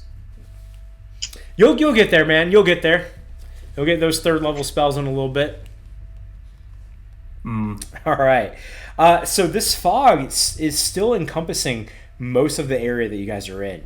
It almost seems as though the fog is trying, this thin fog, it's trying to lead you somewhere. Those of you that are infected, so Anne, you start to hear something in your head. To the cave! To the cave! Go to the cave! Okay. Do the others hear this through their telepathic link with me? No, because right now where you guys are in, like you cannot hear each other. The connection that you guys all had is like cut. Like if Xardaar tries to tune into Robert, it's just static. Hey, you're all normal again, relatively speaking. Huh. So Y'all Anne, hear that? this is just you. Hey, you guys hear that? Someone's I hear saying you go to talking the right cave. now. There it is again. Someone said it again. To the cave! We going to the cave, right? Is it in the direction of the fog there? I mean, that's where we got to go anywho, I right? don't know. Fuck it. Someone said cave. Yeah. His mom Someone said go to the cave. Yeah, Anne's mom said go to a cave, so Let's go to the cave. let's go to a cave. Let's go spelunky. And again, just to remind you guys, Robert and Anne, you guys kind of grew up hearing about this cave. It was kind of like an area where they said, like, y'all be good boys or we're going to put you in the cave. And the cave was always like this, like, scary area that, like, you know, people would dare someone to go towards it. And, like, no one would ever go in the cave, but they would get pretty near it to, like, prove their bravery whenever you guys were kids. That's the butt. Yeah. Yeah, let's go touch that butt. And that's what you guys imagine, like, it's the same cave, because it's the only cave you guys can think of. As you make your way through the fog, you notice that the trees have started to turn purple. The leaves now have a green and purple hue to them.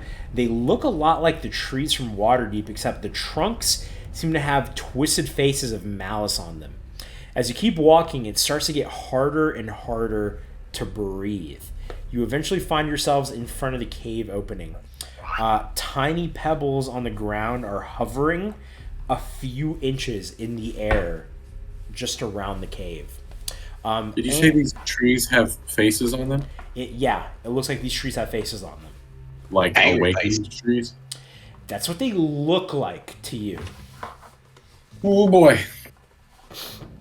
I go punch one. You punch one and you just punch a tree.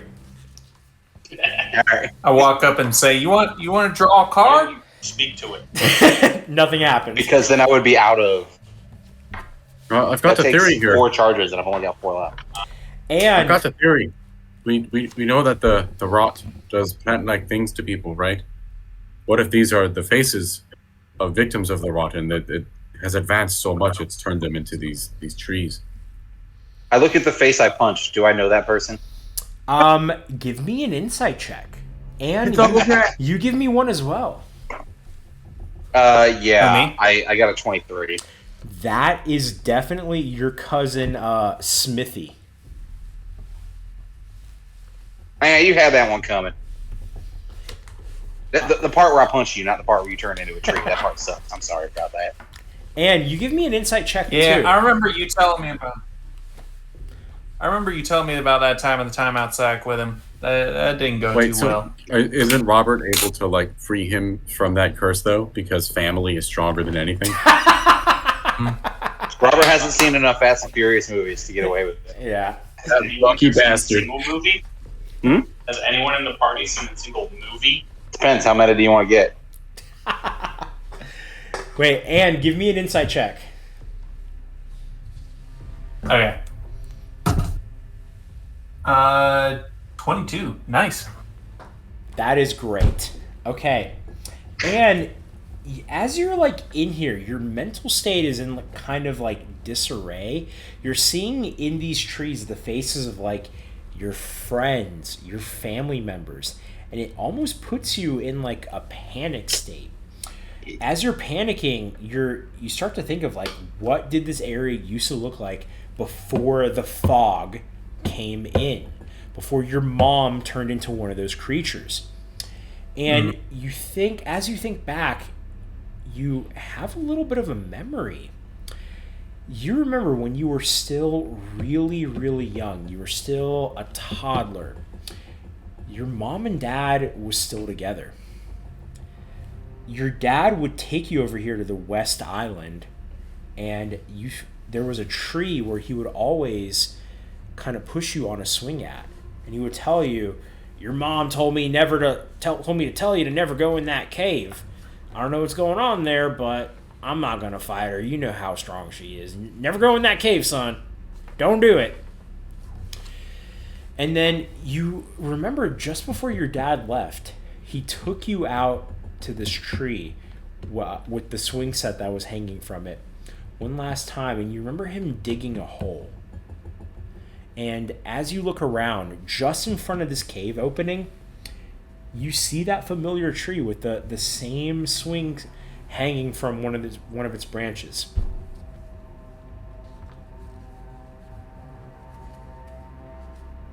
Oh, guys, let me check something real quick. Go exhume your father's I'm gonna corpse. go over. Yeah, I'm gonna go dig up the time capsule. While he's doing that, I'm going to get on the swing. So Robert gets Is on it a a space swing. lunchbox? And I'm way too big for it. Yeah, Robert, you've been on this swing before. Yeah, your legs are a little too long. They touch the ground. And you get right by the base of this tree, and you start digging, and you almost don't know why you're doing it. It almost seems futile. As you dig through it, you dig about a foot deep, not even a foot deep, and you find you find a box, and you pull it out. Is it a lunchbox, like a Space Jam lunchbox It's a with vault Michael Jordan? lunchbox. It looks Yeah. it kind of looks like a small treasure chest. Okay. With 2 gold. I'm gonna go ahead and try and open it. It's a baby mimic. You open it up, and Anne, you find a gun. And suddenly, Yeah. you remember. Wait, guns exist? Yeah, firearms for sure. You think about like your dad and like the few short memories you had of him. He is missing a pinky, but he was always kind of swinging a gun. And your mom would always yell at him like, "No guns near the children." And he would just kind of like, okay, and he would put it away. Those are one of the few memories that just kind of come back up. You remember your dad leaving. You remember him pushing you on the swing. You remember him telling you not to go in the cave. And you remember him just kind of swinging a gun. You piece it together, and you probably think this is his gun. Well, I swing it again, kind of like he did, and I take a look at it just to inspect it. Are there any? Is there any ammunition for it? Yeah, there's definitely a few bullets in there. What is it, like a pistol or a rifle? It's a pistol. It's a Glock. It's a Glock. It's a 9mm.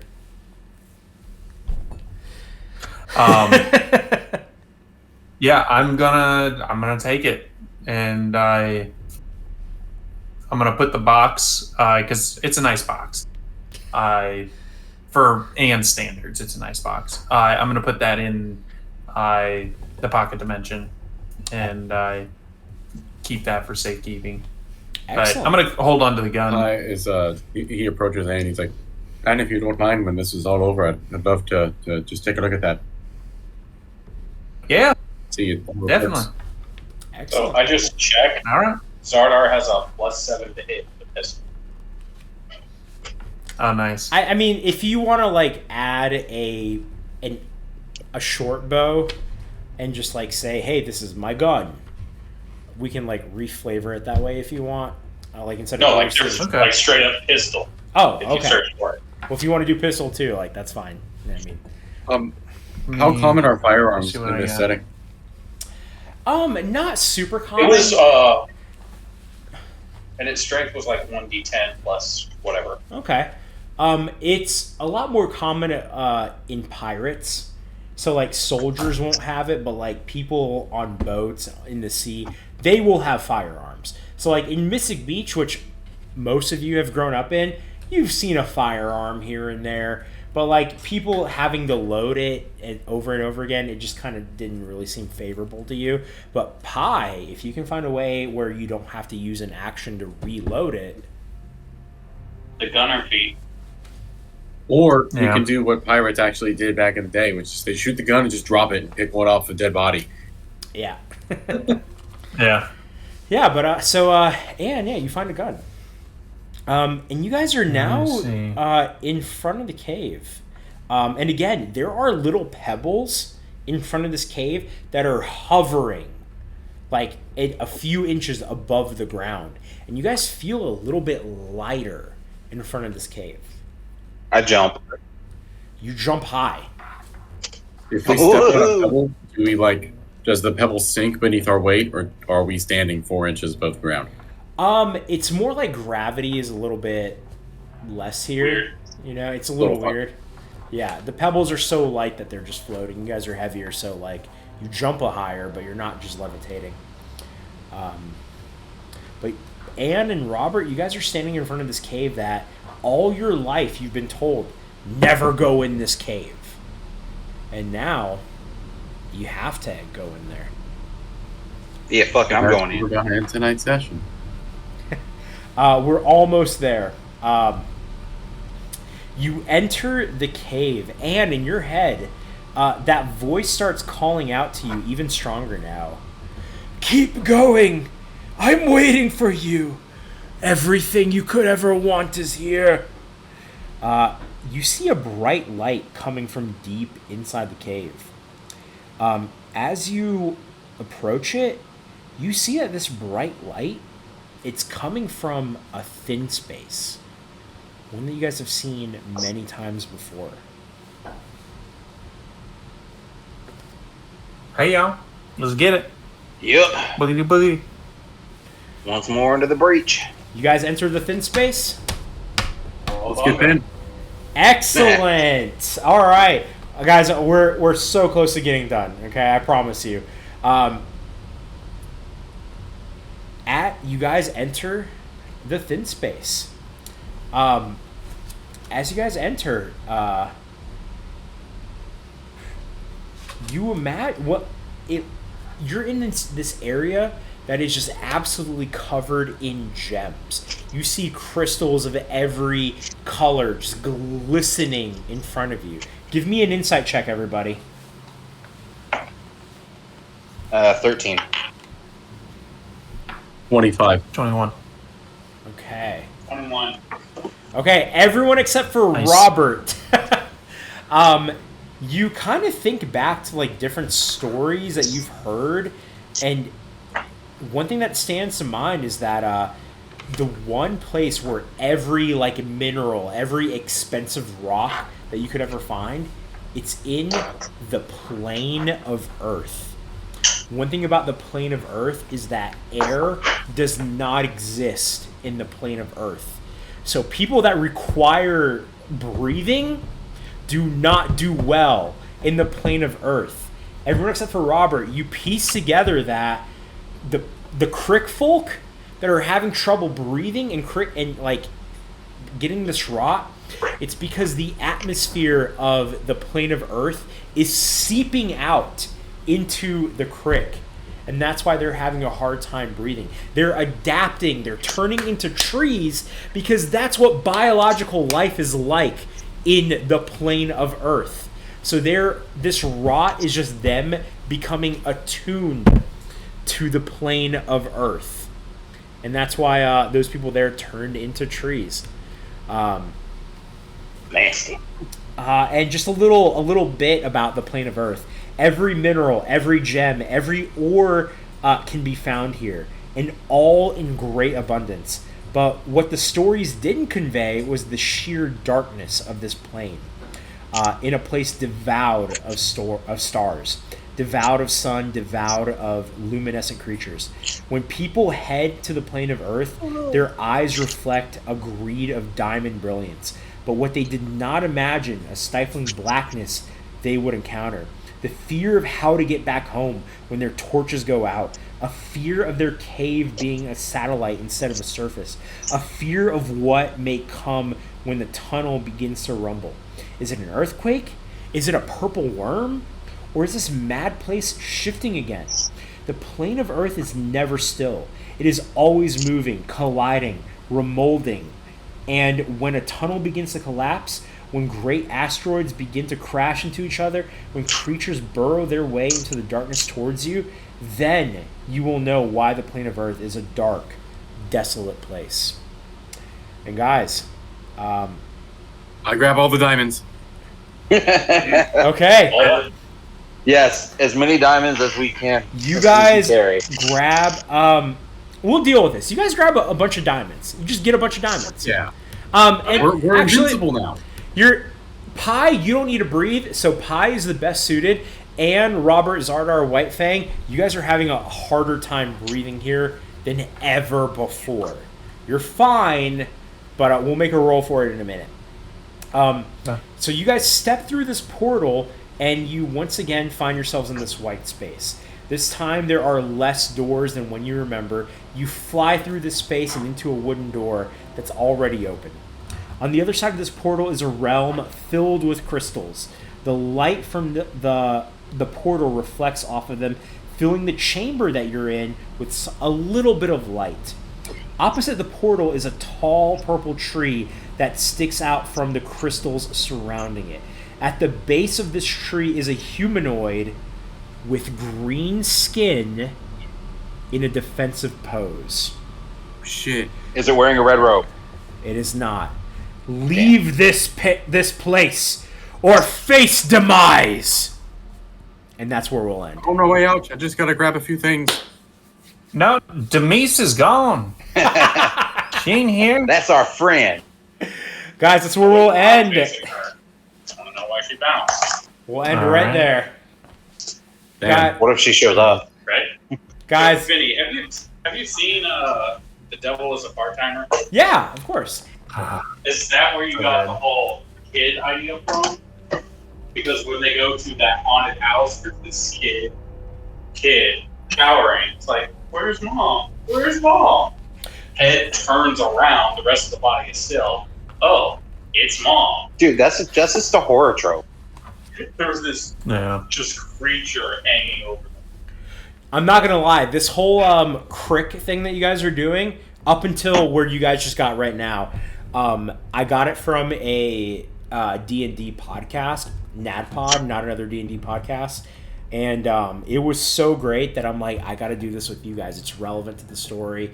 The whole thing where you guys enter a mist and like separate from each other, they did that. So I'm like, I'm gonna do that with you guys. That's fun. Right. Yeah. I'm very excited to be meeting the elusive green person at the bottom of the tree, though. Yeah. Oh yeah, fuck that guy. Guys, this was Fuck great. that guy and all his diamonds. I'm hella excited for next week because it's gonna be it's gonna be great. It's gonna be. We're gonna have so many good. diamonds. The next time we run into Diamond Dude, we could be like, Diamond who, bitch? And just all the other gems we need to sell. I am We got all the very ice. glad I kept Zone of Truth prepped. Nice. It might be good to use next week on this guy. Eventually. If we can. I mean, Yeah. I can restrain him. Yeah. I got charm person, so I can make him our friend. Ooh. We got it. I got +5 to charisma. I can make him our friend. Oh man, I'm so excited. I've been waiting for this for so long. This is gonna be great. I gotta make a map. I gotta find a fucking map for this. Well, you got a whole week to do Nice. that. I do. That'd be cool. Guys, great sesh. Yeah, yeah. Same time next week. I wonder if Gus All will right, work in later. there if there's no air. Adios, guys. Sleep tight. Later.